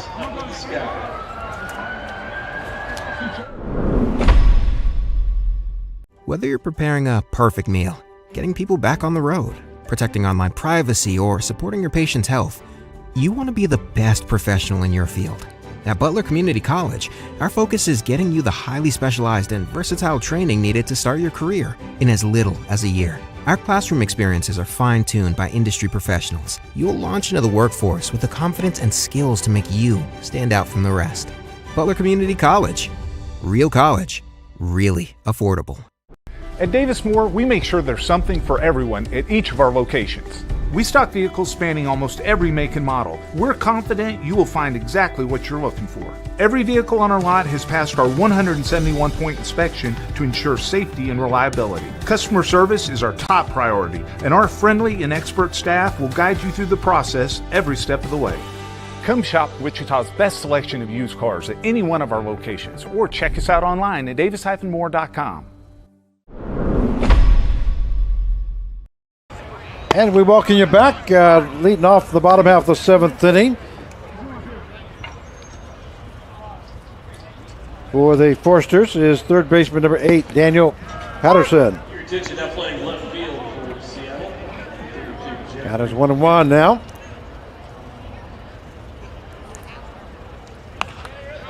Change up there by Blowers. It's fouled off. Yeah, I got a text from our good friend Derek Veramontes. And he just sent, he goes, I'm surprised this game is so close so far. I'm answering your question. You asked Frank. And he goes, I just think he's surprised that it's this close. For some reason, I'm not hearing you over here on my ears. But anyway, yeah, our friend Derek, we call him the Big D. You know, he's surprised it's this close. A lot of people probably are because it is Santa Barbara. But that's baseball. Count is 1-2 now to Patterson. Line shot down to, oh, what a catch there. He's catching both. But yeah, Derek, I mean, we're probably a little surprised, you know, but like I said, anything can happen. Count is 2-2 now. Ball hit to the left side, and looks like the shortstop. The side goes to first for out number 1. So the 6-3 put out here in the bottom half of the 7th inning for the first out. We'll bring up the designated hitter number 11, Keaton Peterson. And we have a pinch hitter, looks like. This is number 24 for Santa Barbara. So pinch hitting will be Jesse. Attention now, pinch hitting for Santa Barbara, number 24. Jesse DiMaggio, okay. Good name right there. Me being a Yankee guy, of course. Santa Barbara, California, 6 foot, 200 pounds, Westmont College. So Jesse DiMaggio now pinch hitting for the Forsters.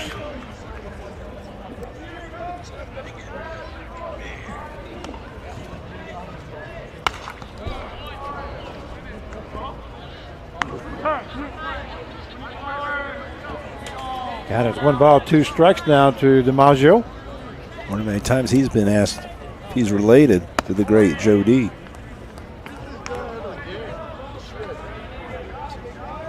And he might be. Count misses outside. So that will even up the count now at 2-2. That one called strike 3. DiMaggio goes down looking for the second out here in the bottom half of the 7th inning. And that brings up number 18, first baseman Jack Holman. It's not dirt, Jack. 2 down now. 2-1 to score. Favor of the Forsters. Fouled off there by Holman.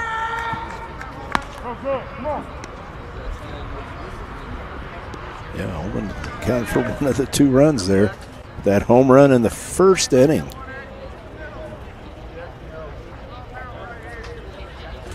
Here's the pitch. That one misses outside. So how many pitches does he have now? Blowers? Quite a few. Yeah, I was going to say, I count them all. 100. That one called strike. So the count goes to 1 ball, 2 strikes. Heck of a game, man. He's got his confidence going. He's still moving things around. I mean, balls just.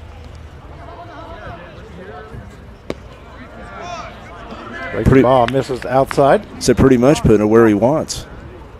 He's had a few walks, but it's still. Count even up at 2-2 now. The Holman. One check swing, but it's going to go down the line. And third baseman Kaufman makes the catch. No, he missed did. it. I thought It looked like he had it. I saw the ball bounce, and if you look at it, he had a good chance at it, and then he kind of he slowed up right at the end. Is that what it was? Because I thought he was right there on it. Gave it a good try. So the count stays at 2 balls, 2 strikes.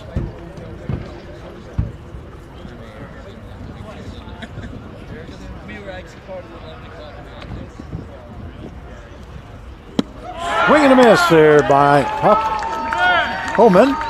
Goes down swinging for out number 3.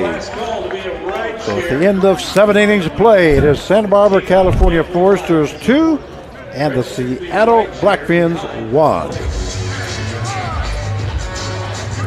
We have a game.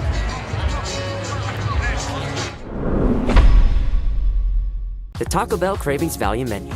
10 choices, each just $3 or less. Starring the cheesy double beef burrito. Double the seasoned beef, all the cheesiness, and so much craveable flavor. Get it on the Cravings Value Menu, only at Taco Bell. Have you ever needed to stop or change the way you do something you love because of aches, pains, or injury? The physical therapists at Select Physical Therapy are here to get you back to work, life, and your favorite activities. Most importantly, your goals are their goals. Their movement experts will listen and develop an individualized treatment plan so you can heal. Begin care faster by requesting an appointment today at selectphysicaltherapy.com. Experience the power of physical therapy at Select Physical Therapy. Hey, welcome back, everybody. What a game so far. The Foresters are up 2-1. 2-1 in the 8th, and that's something a lot of people probably weren't expecting. But this Blackfin team out of Seattle, they're just battling, hanging in right in there.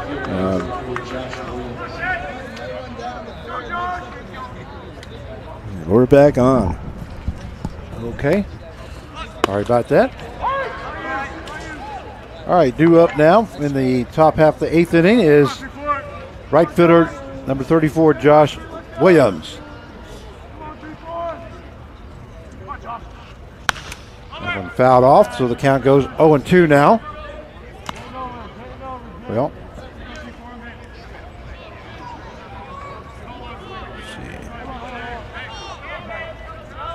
no balls, 2 strikes to Williams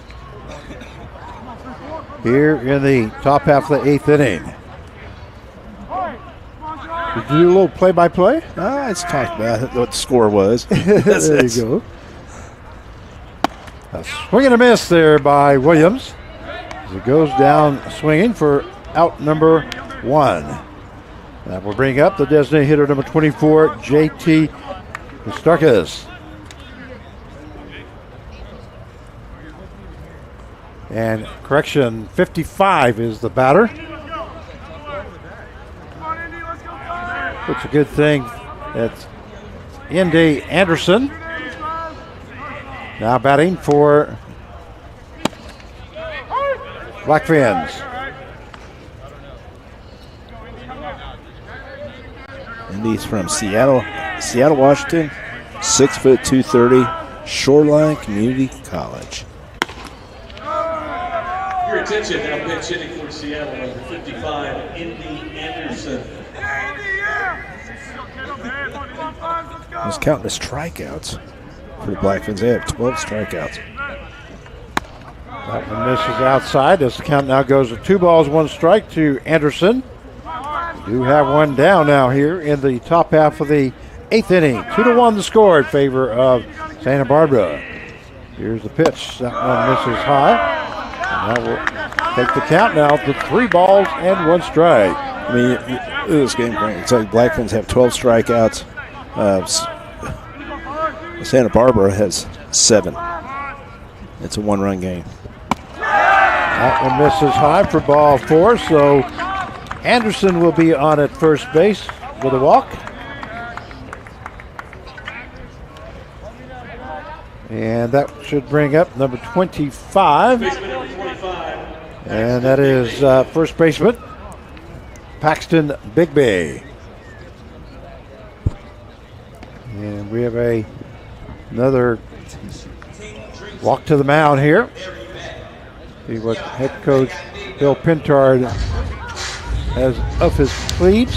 See whether he's going to just talk a little strategy or whether he's going to make a change. It might be. We have Bigby up at the plate. Bill, one thing about Coach Pintard, he knows how to use his visits very well. Like I said, I've known him a long time, so watch him through the years. Bigby is a left-handed batter, so we'll see if they make, thank you. We'll see if they make a change here or not. And looks like they are going to go to the left-hander. He was just trying to talk for a while, get him more. He was throwing while he was talking to him on the mound. It's more warm-up throws. He knew what he was doing.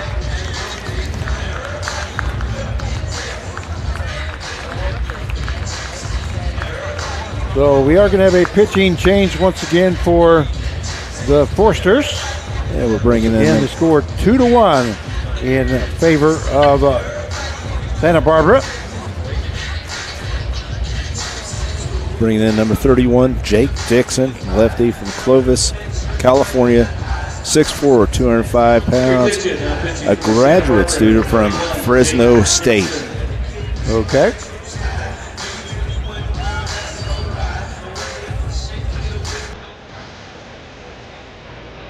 Pitcher is number 31, Jake Dixon.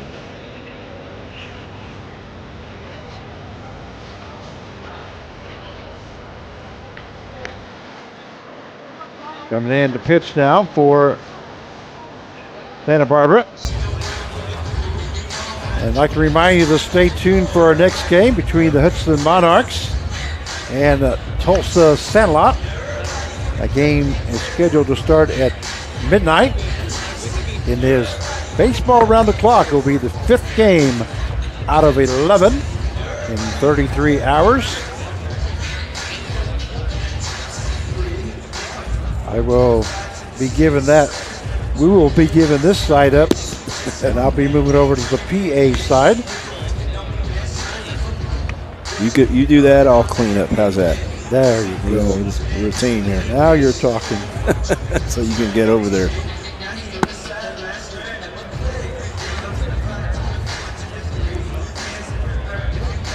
Gonna let them warm up here. I'll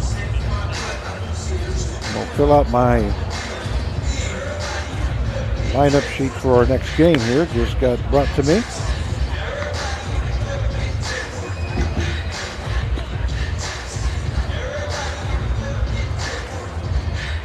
Let me know when we're ready to go here.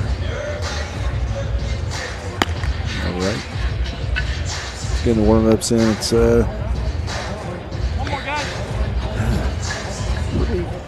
I don't know, this game just felt kind of, I don't know, weird, different, as it was going on, especially early when I thought, I thought right at first it's Santa Barbara had everything going for them, and then all of a sudden they just had a little trouble with, getting guys on, striking out, which they don't do that much, usually. All right, we're ready to go here, and now up, number 25, Paxton Bigby. We have runner on at first base with 1 out. 2-1 is the score. And Dixon now pitching for the Forsters. First pitch is in there for call, strike 1.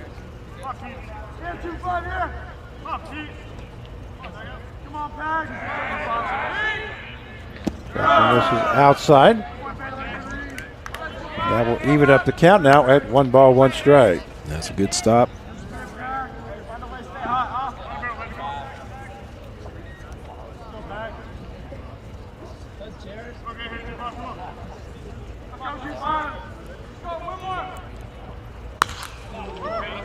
Ball's fouled off.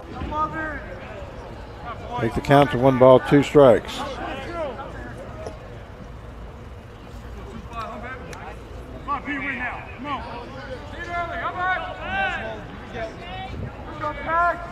Dixon now in relief. Left-handed pitcher against left-handed batter. And that one fouled off. Count 1 ball, 2 strikes now to Big B. Yeah, not too big a lead there. Just trying to see who the runner is out there.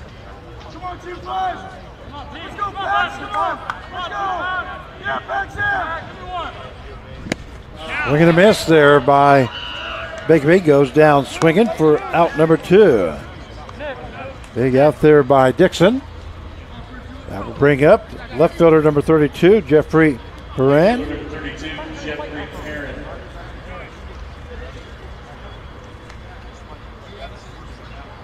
See, that's the luxury that he does have, Bill Pintar, is all the pitchers he have. Like you just brought, he could bring a guy in for against lefty and lefty, or whatever he wants to do. Rest of this game, we're going to see that bullpen busy. No balls, 1 strike now. Dixon ready for his next toss. Goes to first base instead. Anderson back. Actually, that's not Anderson. We have a pinch runner there. It's yeah, that's what I was trying to figure out. I couldn't see. There he goes. Throw down.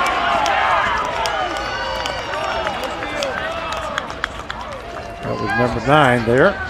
So we're going to talk about it here. Look at this. That's Baylor right Hill. See what you think, Frank? Toss. Not. Couldn't tell from that angle right there. And looks like they're going to talk about it again.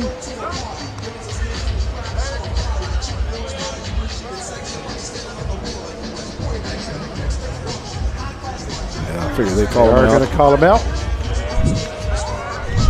So there it is, right here. Look. At the end of 7.5 innings of play, it is the Foresters 2 and the Blackfins 1. And there's the replay. Not quite sure. But they do call him out for the 3rd out. And we'll be right back.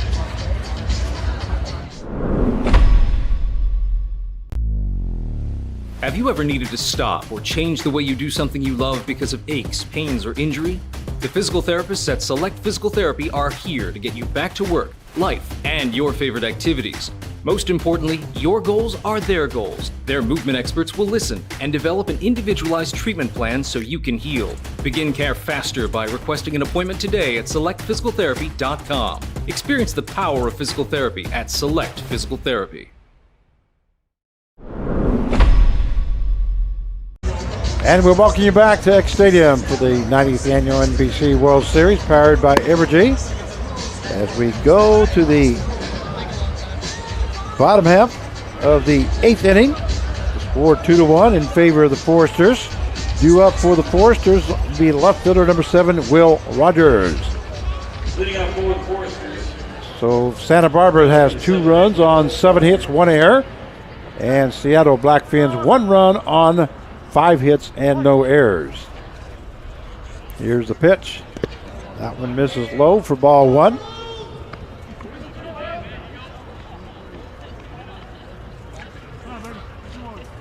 And blower's still in the ball game for the Blackfins. He is now thrown 115 pitches. Correction, 105 pitches. Ball hit at the right-hand side. That's going to be a base hit there by Will Rogers, as Rogers records his second hit of the ball game.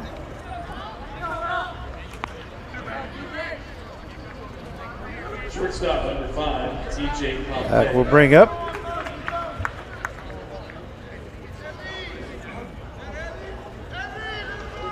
shortstop number 5, TJ Pompey. And I was correct. That's 115 pitches. There's a bunt laid down there by Pompey. Catcher makes the play. And that's a sacrifice bunt there by Pompey as Will Rogers moves to second base. Good play there by Snyder. Trying to add on that one run here. Center fielder number 37, Jonah Seagreen. Look at this. He stole. Yeah, it looks like he got him. To get him at third base. Yeah, he just. I know you were looking down right. Something else you can see. He just took a. Here goes the throw, and there goes the runner. And they get him out. Good call for out number 2. Jonas Sebring is the batter.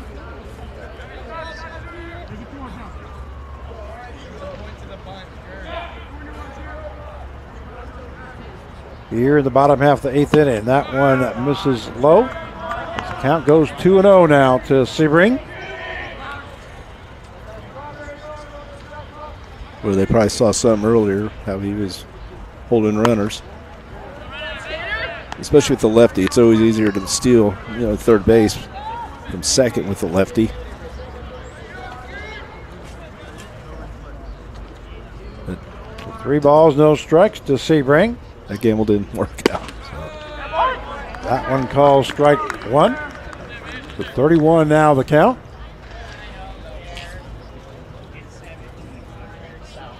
Two down. That one line shot down the field, down the left field line. That's going to be in for extra bases for Sebring. Sebring records his 3rd hit of the ball game. 2 singles and a double.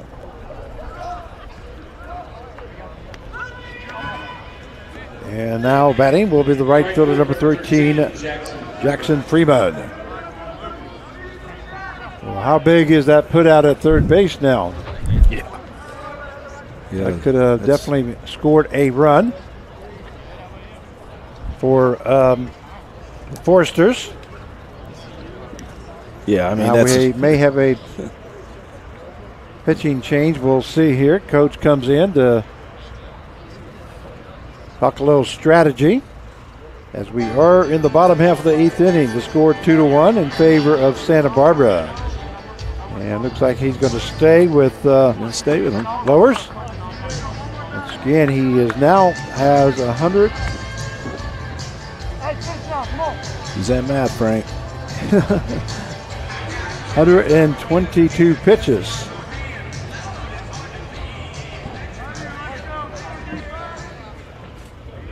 Here in the ball game. 3-1 count.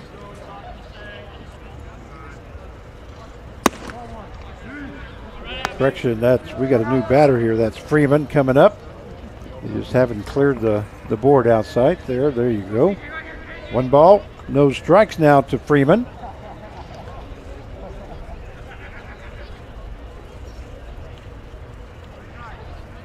Sebring standing at second base with 2 out. There he goes to third, and swinging was Freeman.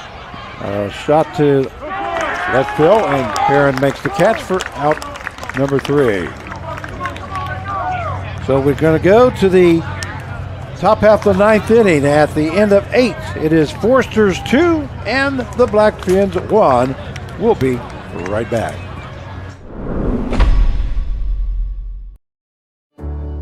At Evergy, we're focused not just on what we power, but on who we power, right here in our community. We provide payment assistance to our neighbors who need it. invest in organizations and people, creating opportunity for all to benefit, and volunteer our time around our hometown so that together we improve it, because we're committed to spreading good energy throughout our community. Evergy, the utility company. Have you ever needed to stop or change the way you do something you love because of aches, pains, or injury? The physical therapists at Select Physical Therapy are here to get you back to work, life, and your favorite activities. Most importantly, your goals are their goals. Their movement experts will listen and develop an individualized treatment plan so you can heal. Begin care faster by requesting an appointment today at selectphysicaltherapy.com. Experience the power of physical therapy at Select Physical Therapy. And we welcome you back to X Stadium for the 90th Annual NBC World Series, powered by Evergy. As we go to the top half of the ninth inning, the score 2-1 in favor of Santa Barbara over Seattle. It's do or die here for the Blackfins. Due up will be left fielder number 32, Jeffrey Perrin. He got a base hit the last time and scored a run. And a single by Jeffrey. First pitch to him, misses low for ball one. Well, Frank, I know this game kept you awake, got you going again. So, so you'll be ready for that next game. Hard ball there by Perrin. That's going to be in the gap. That may be extra bases. Perrin has come in and made a big difference. He'll be in with a stand-up double as he records his second hit of the ball game in 2 innings. Yeah. Way to step up right there.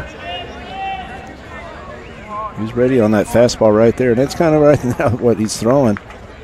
Just coming after guys. That would bring up the catcher number 12, Mike Snyder.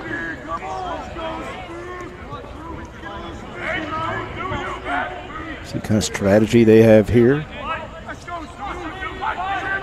Corners in just a little bit.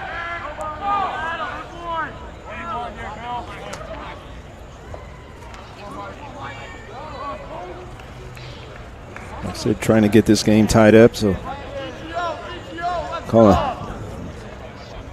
Catcher Taman walks out there to give instructions on exactly what to do. So we have no outs here in the top half of the ninth inning. The score 2-1. As Perrin got a double to start off the inning. Middle infield's playing halfway right there. You know, it's looking, even if you hit some of the right side, it might be tough for him to score. I mean, to get over to third. Exactly what you want to do anyway. Yeah, you want to. Here's the pitch. And Snyder was starting to square around there.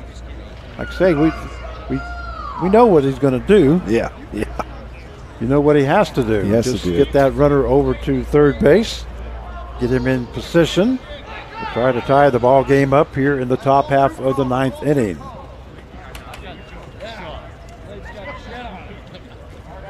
Talk to the pitcher where he's going to cover.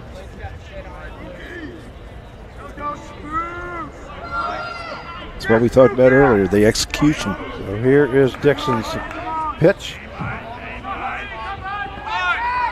And this is low for ball one.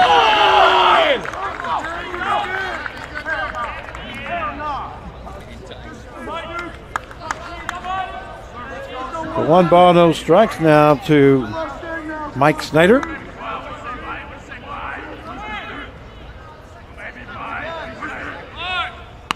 A bunt laid down right back to the pitcher. Dixon is going to have to go one play, and that is to first base with Marco covering. And a sacrifice bunt there by Snyder as Perrin moves over to third base. And that will bring up the second baseman, number 50.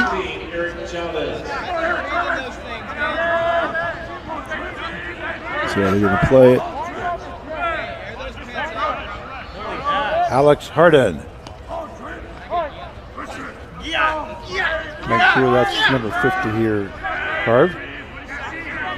So I'm trying to see what these numbers. It's number 23, it looks like. Oh, no, 33. 33 coming in. Okay. Pinch hit. 33 is Brody Gunther. Okay. From Warman, Saskatchewan, Canada. 6 foot, 205, West Virginia State. I'm not sure, is that Gunther or?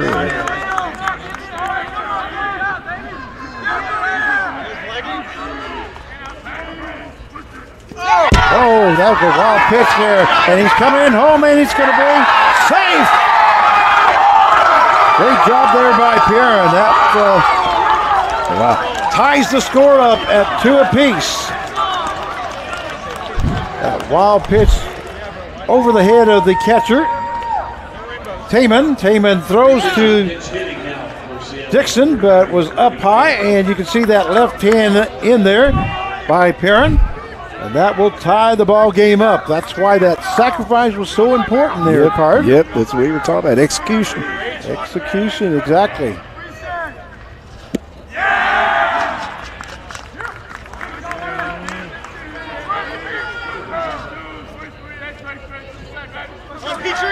Brody Gunther now the batter.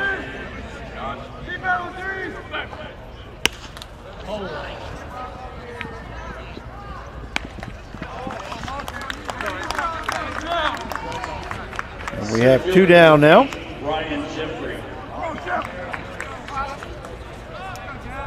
Brings up the center fielder, number 8, Ryan Jeffrey.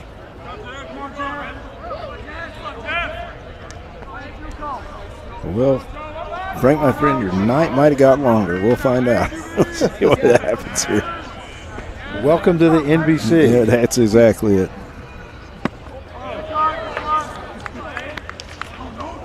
Bringing a miss there by Jeffrey as the count goes to no balls and 1 strike.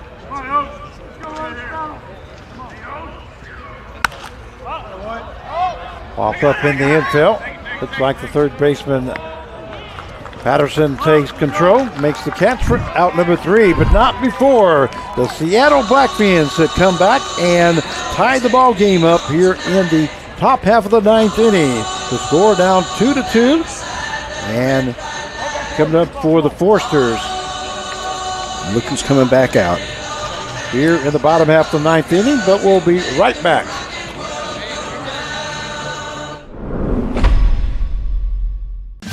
There's something happening in Wichita. Excitement, movement, a vibe. A city that offers amazing experiences delivered with heart. From arts to attractions, nightlife to sports, you feel the energy at every turn. A little fancy, a little funky, but always friendly. Come see the place we love. We think you'll love it too. Discover more at visitwichita.com. Whether you're preparing a perfect meal, getting people back on the road, protecting online privacy, or supporting your patient's health, you want to be the best professional in your field. At Butler Community College, our focus is getting you the highly specialized and versatile training needed to start your career in as little as a year. Our classroom experiences are fine-tuned by industry professionals. You will launch into the workforce with the confidence and skills to make you stand out from the rest. Butler Community College. Real college. Really affordable. And we welcome you back to X Stadium. As we go to the bottom half of the 9th inning, we have a pinch hitter now for the Forsters, number 21.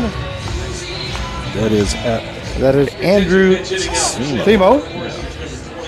From Coronado, California, 6 foot, 210. So Andrew Simo now pinch hitting. At University of San Diego. Here in the bottom half of the 9th. And he is a senior.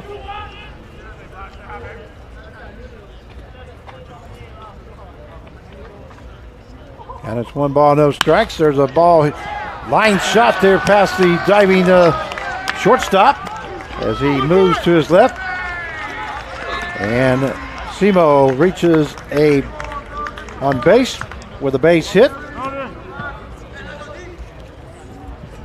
That will bring up the second baseman, number 4, Drew Marco. Well, guess what, Carv? Yeah. Same play, just different team. Yep. Yep.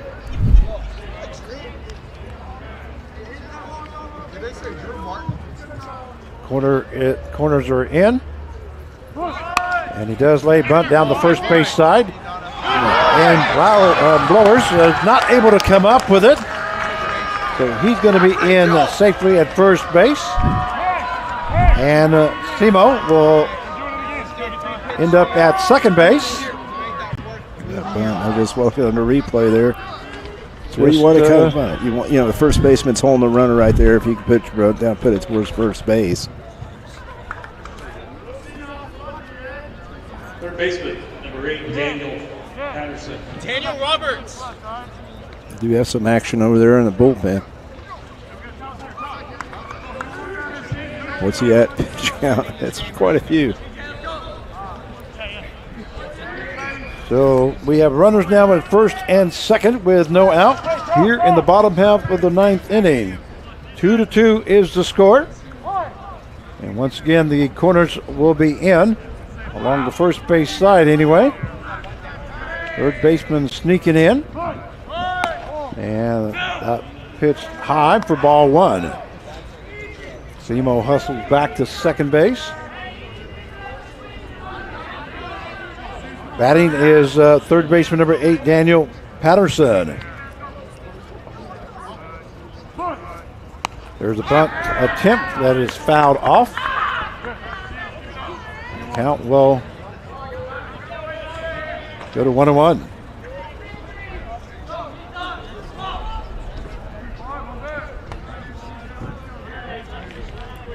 I mean, it's pretty simple strategy what's going on right here. Just got to get the runners over. One high for ball 2. Two balls, 1 strike now. He's trying to pitch high zone that if he does bunt, it's a pop-up.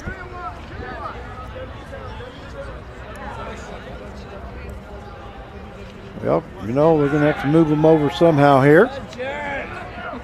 Patterson is ready. There's a bunt attempt, also high. So 3-1 now the count to Daniel Patterson. C.J. Blowers still in the ball game for Seattle. Here's the 3-1 pitch. Squares down, lays down a bunt, goes to third base, and they do get him at third. Nice job there by Blowers. Patterson reaches on a fielder's choice. Bring up the designated hitter, number 24, Jesse DiMaggio. The designated hitter, number 24, Jesse. He did a good job. It looked like a first baseman there. Stretching out. So Marco will go to second base and Patterson at first. Pitch misses for ball 1.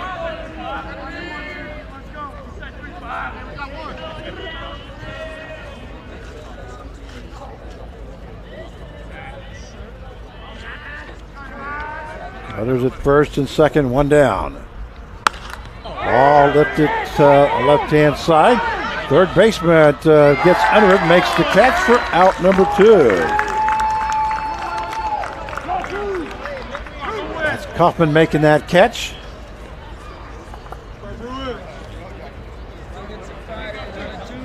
First baseman, number 18, Jack Coleman.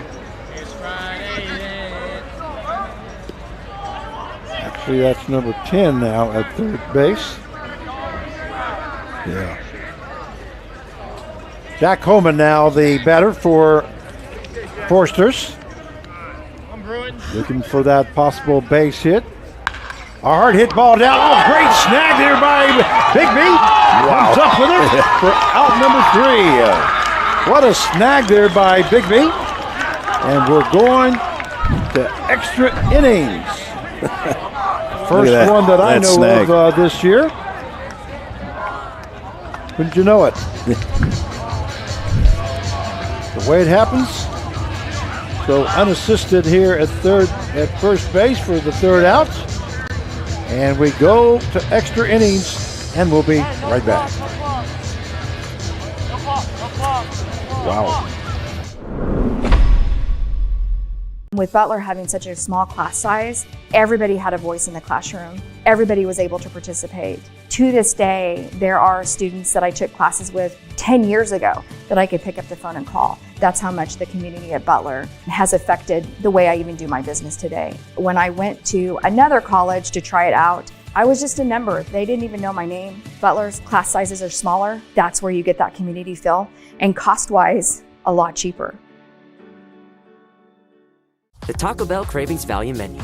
10 choices, each just $3 or less. Starring the cheesy double beef burrito. Double the seasoned beef, all the cheesiness, and so much craveable flavor. Get it on the Cravings Value Menu, only at Taco Bell.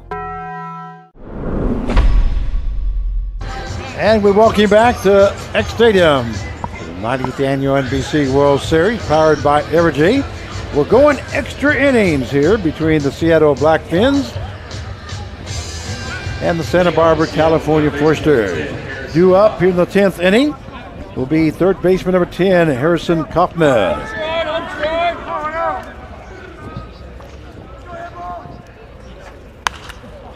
Ball is fouled off there by Kaufman. Count goes, no balls, one strike. Yeah, we've seen it all in this game, Frank. Especially, well, you leave, you let teams stay in the ball game, and they're going to take advantage if they can. That was great execution there in the top half of the 9th inning by the Seattle. Ball hit to right center field. That's going to be in for a base hit there by Kaufman. So he records his first hit of the ball game, and that will bring up the shortstop number 5, Vivon Desai. You know what also happens, Frank? A team starts getting confidence. They know, hey, we can play with these guys. You know, we're not supposed to. You know, everybody's picking them. We want top teams. We can play with these guys, and that's what's going on here. They know they can play with them right now. There's a breaking ball in there for call strike 1. 74 mile an hour.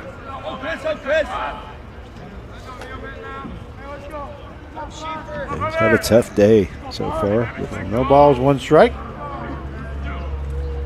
There's a swing and a miss there by Desai.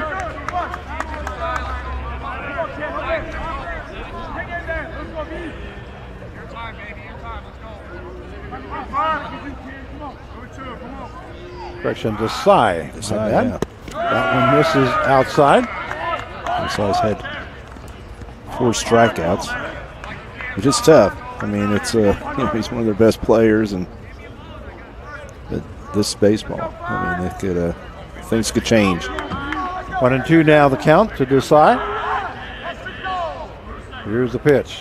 The ball lifted to right center field. Center fielder looks like he's going to make the catch. That's Sebring. Boy, you've seen a lot of almost collisions there. Yeah. So we have 1 out now. That will bring up the right fielder, number 34, Josh Williams.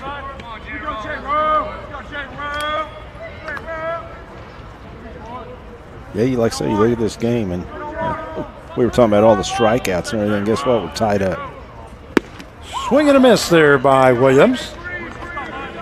Williams reached on a base on balls and then has struck out 3 times in a row. In the 3rd, the 5th, 6th, and then the 8th. He's not getting a big lead at first. Kaufman is at first base. He reached on a base hit. Count will even up now at 1-1.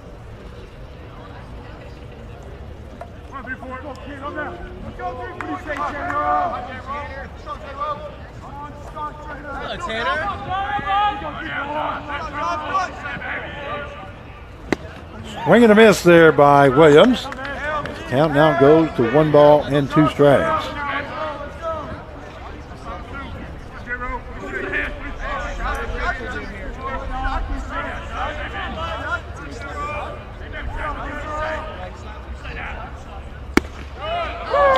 Call strike 3. Williams goes down looking. for out number 2. Brings up designated hitter number 55, Indy Anderson.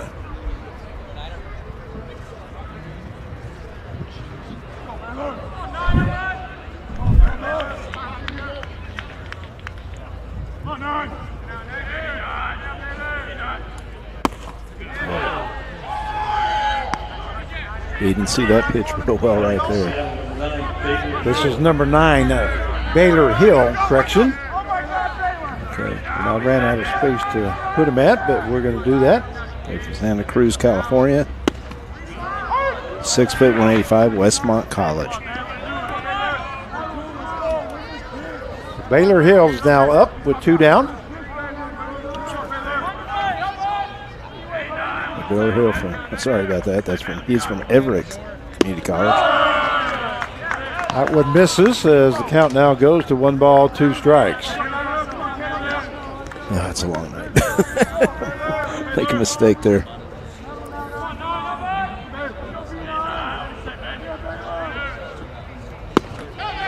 Ball, strike 3, and Hill goes down looking for the 3rd out. So after 9.5 innings of play, the score tied up at 2 apiece, and we'll be right back.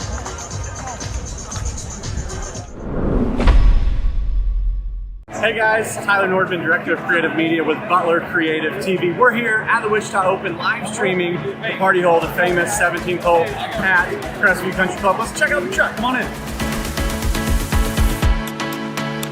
We are now here inside the mobile production truck of BC TV, Butler Creative TV. Let's check out what's going on. Over here in the corner we have Ella, she's running audio for us, all the audio feeds coming in and making the live stream happen.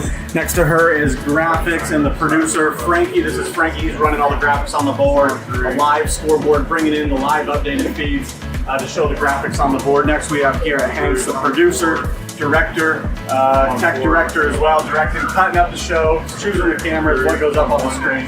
Next to him is Alex, and he's on replay. Alex is very important, running the replay today. Has all the angles, sees the angles, shows it in slow-mo, having a blast there, watching some putts fall here at the 17th hole. Next to him is Matt Jacobs, the director of BCTV. He is coloring cameras right now. He's shading cameras, making sure they're bright enough, dark enough whenever the sun comes out, the clouds cover the sun. You got to color those cameras out to keep it looking good on the video board. Next to him is Garrett Meyer. He is a camera operator. And we welcome you back as we go to the bottom half of the 10th inning. 2 up for Forsters. Left fielder number 7, Will Rogers.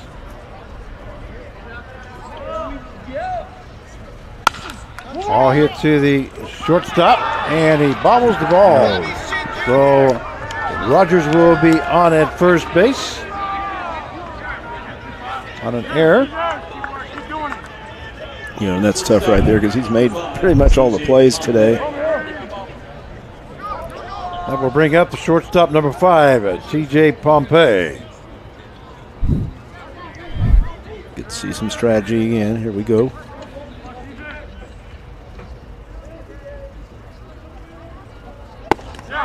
Went in there for call strike 1. 83 miles an hour pitch there. For as many pitches as he's thrown, he's still got some heat. Bunt attempt goes foul. So the count now goes 0-2. Yeah, he had that bunt down in the 8th. There you go.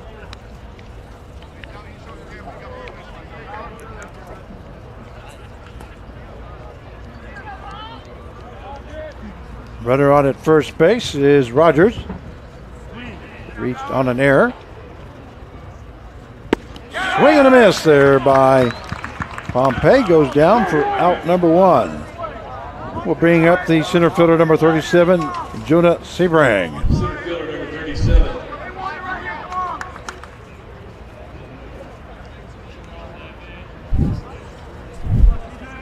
Jonah Sebrang. That's a big breaking ball right there.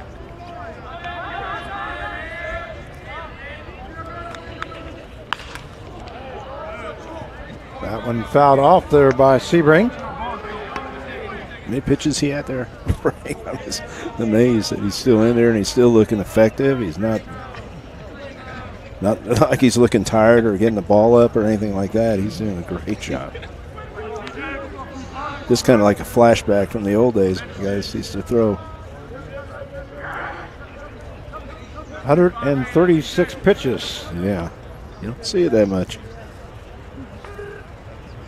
That one misses inside. That will even up the count now at 1-1. But he's still got some good pop, you know. His movement's looking good, his location.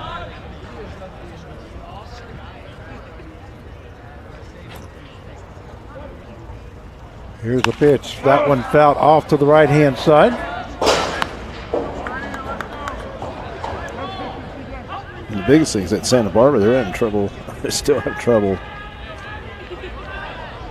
just making adjustments against him. Now there's 1 ball, 2 strikes now to Sebring, who has 3 hits here this evening. There's a throw over to first base. That's 2 singles and a double. Last time he was up, he had it the double.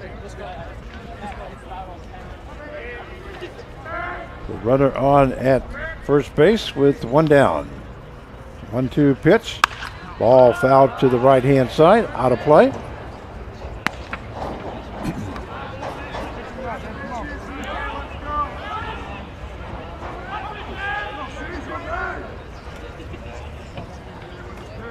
Bullpens.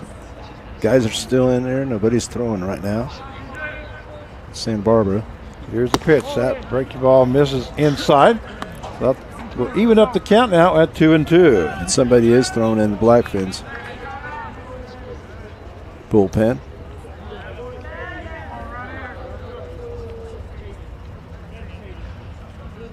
Here's the pitch. That one fouled off there by Sebring.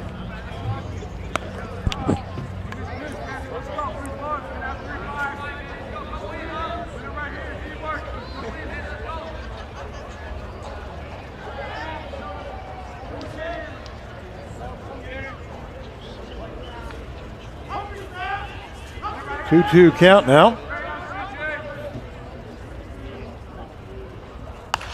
That one also fouled off into the stands.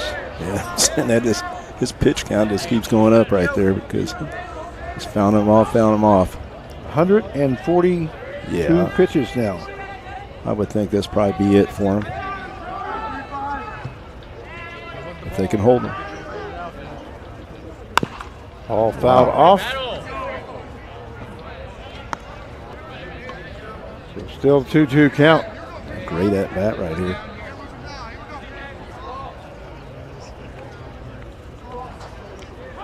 Two balls, 2 strikes. Quality Runner on at bat. First base with 1 out. Ball hit down the third base side, and it's going to be foul. No, Frank, that is a quality at bat right here. I mean, just many pitches? 10, 11, 12. It's quite a few. Yep, exactly. We are in the bottom half of the 10th inning. The score tied up at 2 apiece. Here's the pitch. That one misses high. We will have a full count now at 3-2. To Jonah Sebring.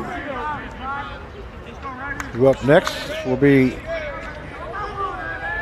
Freeman. Swing and a miss there by Sebring. Great pitch there by Lowers.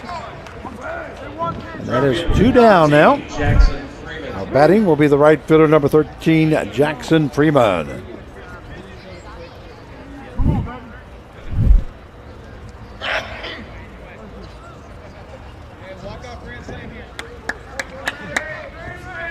So we do have 2 down with the runner on at first base. That one misses outside.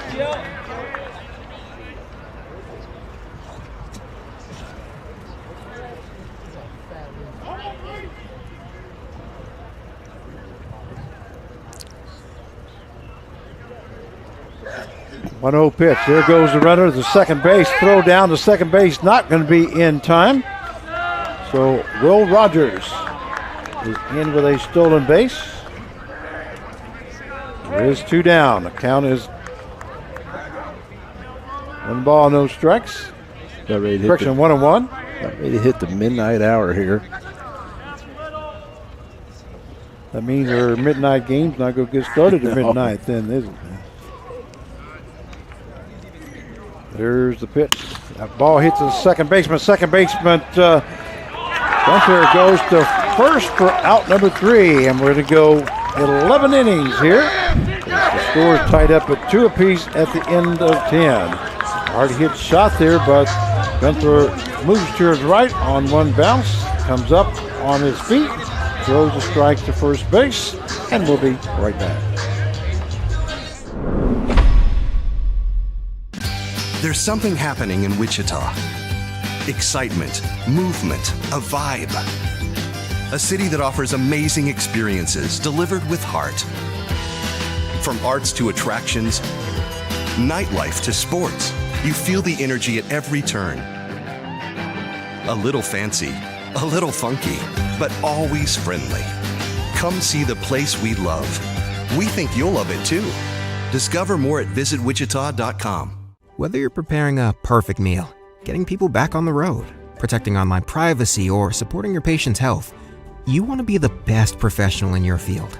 At Butler Community College, our focus is getting you the highly specialized and versatile training needed to start your career in as little as a year. Our classroom experiences are fine-tuned by industry professionals. You'll launch into the workforce with the confidence and skills to make you stand out from the rest. Butler Community College. Real college. Really affordable. And we welcome you back to X Stadium as we are in the 11th inning. Score tied up at 2 apiece. You're watching the Seattle Blackfins versus the Santa Barbara Forsters. Forsters got on the lead 1-0 in the first and made it 2-0 in the second. And it stayed that way till the 7th inning, to where the Blackfins scored 1 run in the 7th. And then they tied the ball game in the top half of the 9th inning at 2 apiece. Batter now is Bigby. Ball hits the second baseman. Kennedy goes to Holman for out number 1. So a 4-3 put out for the first out. And that will bring up left fielder number 32, Jeffrey Perrin. He has got 2 for 2 here tonight. A single and a double, scored both runs for the Blackfins. One misses down low for ball 1. Yeah, that's pretty good coming into the game in the 7th inning and getting a hit, scoring, then coming in 9th. I mean, he gets a double, scores. He has the 2 runs. That one fouled off as the count goes to 1-1. When kids come in and do something like that and the coach puts him in, makes the coach look like a genius, doesn't it? Yeah, it does.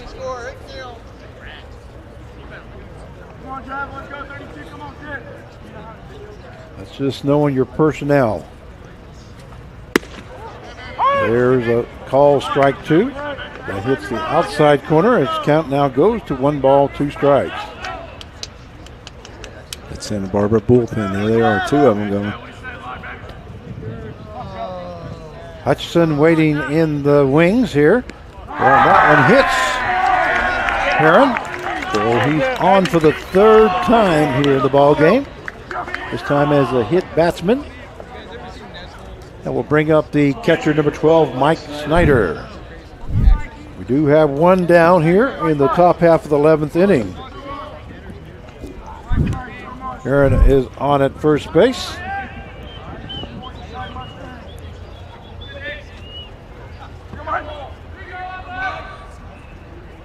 That one misses low and outside for ball 1. 88 miles an hour pitch.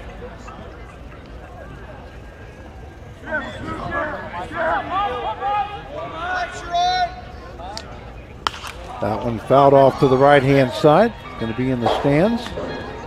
And threw it off. Right. We have a pretty vocal crowd out here. You can just hear them back there, yes, continuously. right, people are into it.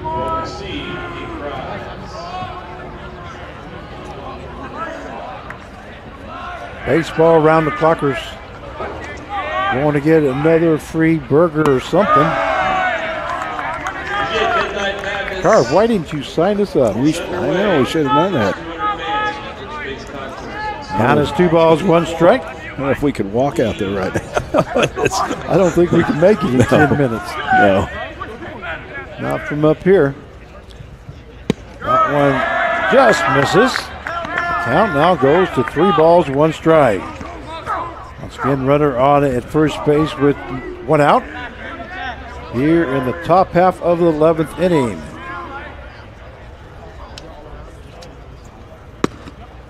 That one called strike, so the count will go full now at 3-2.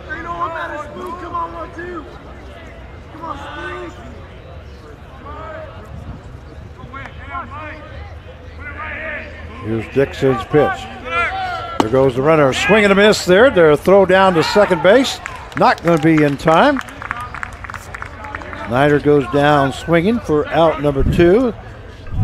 Buren is at second base, and that will bring up second baseman number 50, Alex. Correction, number 33, Brody Gunther. That's a 16th strikeout for the Blackfins. Wow, unbelievable, huh? I'm saying, you think some team strikes out 16 times. They probably didn't do too well, but here we are. 2-2. Gunther now up to the plate with 2 down. 1 ball, no strikes to him. Here's Dixon's pitch. Ball fouled off. That will even up the count now at 1-1.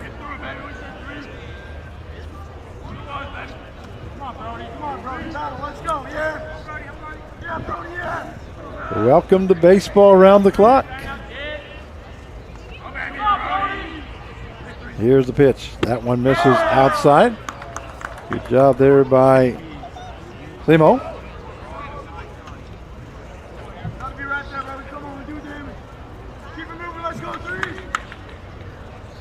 Two and one now the count.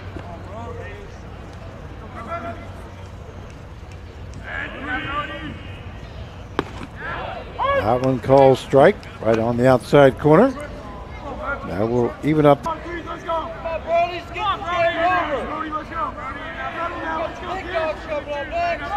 Here's the pitch.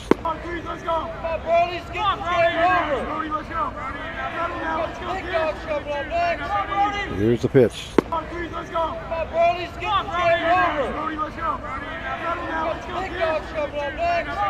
Here's the pitch. Breaking ball misses outside. Trying to nibble, wasn't he? Yeah, that's what it looked like. So it's going fishing, trying to. Count goes full now. At Davis Moore, we make sure there's something for everyone at each of our locations. We stock vehicles spanning almost every make and model. We're confident you will find exactly what you're looking for. Every vehicle on our lot has passed our 171-point inspection to ensure safety and reliability. Customer service is our top priority, and our friendly and expert staff will guide you through the process every step of the way. Come shop Wichita's best selection of used cars at any one of our locations, or check us out online at davis-moore.com. And we welcome you back to X Stadium for the 90th Annual NBC World Series. Powered by Evergy, we go to the bottom half of the 11th inning. And due up is the catcher, number 21, Andrew Limo, for the Forsters. And that one hits Limo, so he'll be at first base here in the bottom half of the 11th inning.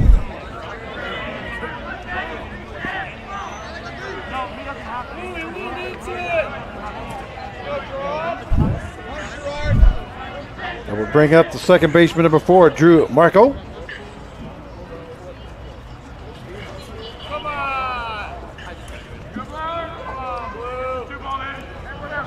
And Blowers is at 149 pitches. Second baseman. Does this thing register over 150? Boy, I don't know. Is squaring around to bunt is Marco. Third baseman in about 3/4 of the way.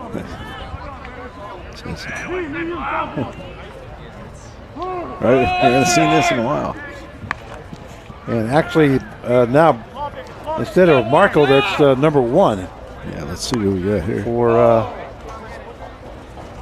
Forsters. That's D. Kennedy.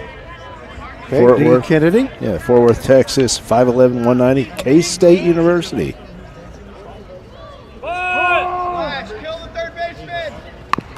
D. Kennedy lays down a bunt right down the first base side, and that ball's thrown away. Going to third base will be Simo. And just put ball in play, make things happen. So Kennedy lays down a bunt, does his job. My guess is they may be walking this probably. Patterson, as Daniel Patterson now is up with runners on at first and third and no outs. We're talking about it. Yeah.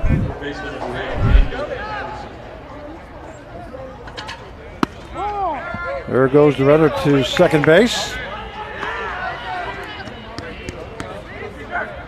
Look at that outfield. Yep. All the way in.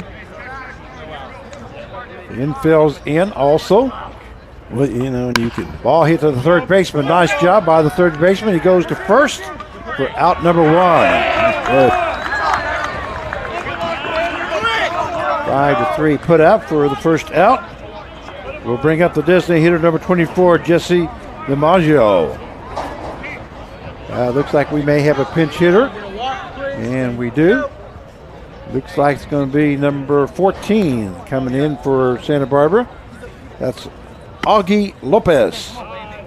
Augie Lopez now pinch hitting. Augie Lopez from Hermosa Beach, California, 6'1", 190, USC. USC freshman. Runners on at second and third now with 1 down. Infield still in. So is the outfield. Here's the pitch. That one misses high for ball 1. I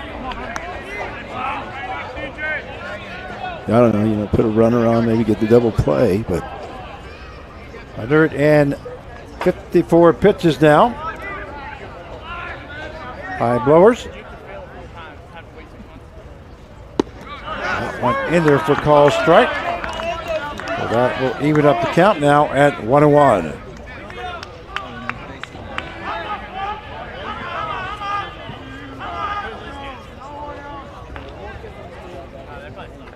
One down. Here in the bottom half of the 11th. That one misses outside. 2-1 now the count.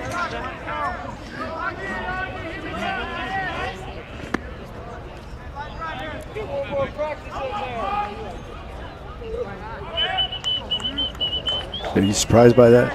Maybe not walking him right there and just get a double play. Gives you some options. There's a hard hit ball to center field. Center fielder makes the catch.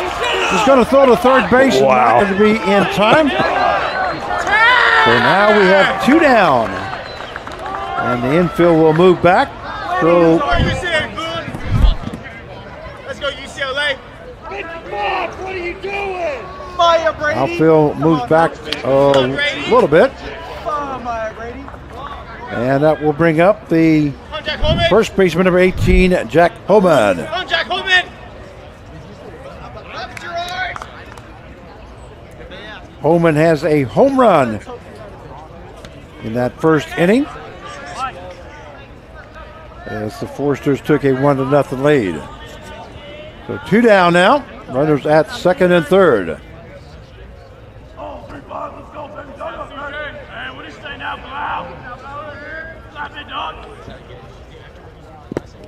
Pitch down low for ball 1.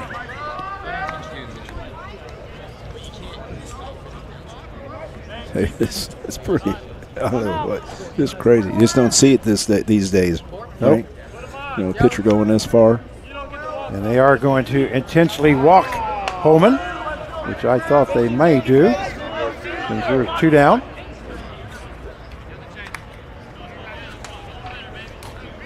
Speed demon on first now.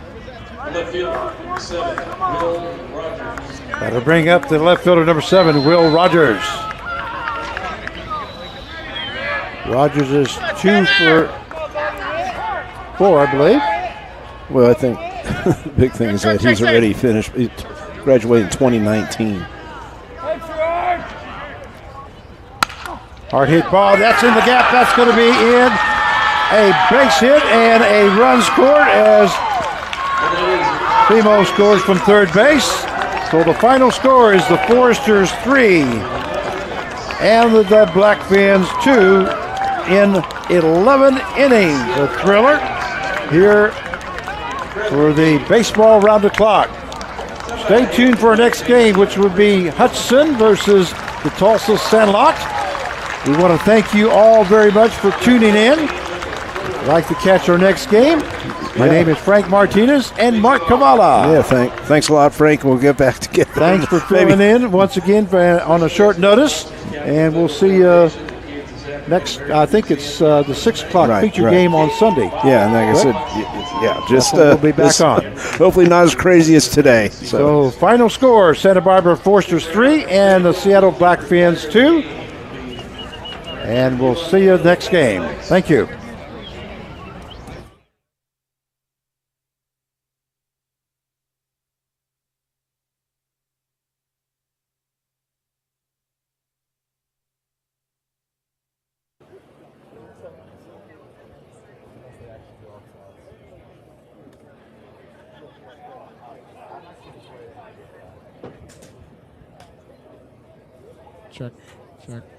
Check. Okay.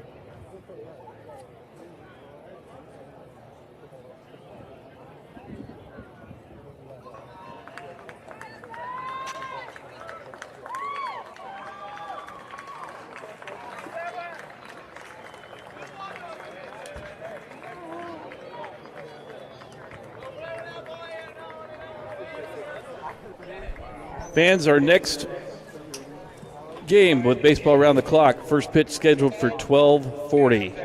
12:40. Feature the Hutchinson Monarchs taking on the Tulsa Sandlot. 12:40, first pitch.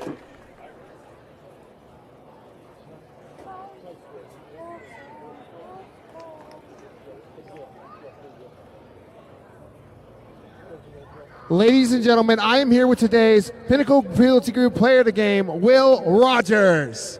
You got the go-ahead run. How's it feel? 11 innings. What a game. No, yeah, it feels amazing. They had a lefty going, CJ. Got to give him a hand. He did a great job competing against us all night. But, yeah, it was really fun getting the win with these guys, and let's get another one. Another win, another game. How's it feel? It feels good. It feels good to be a sir. Ladies and gentlemen, your Pinnacle Realty Group player of the game, Will Rogers.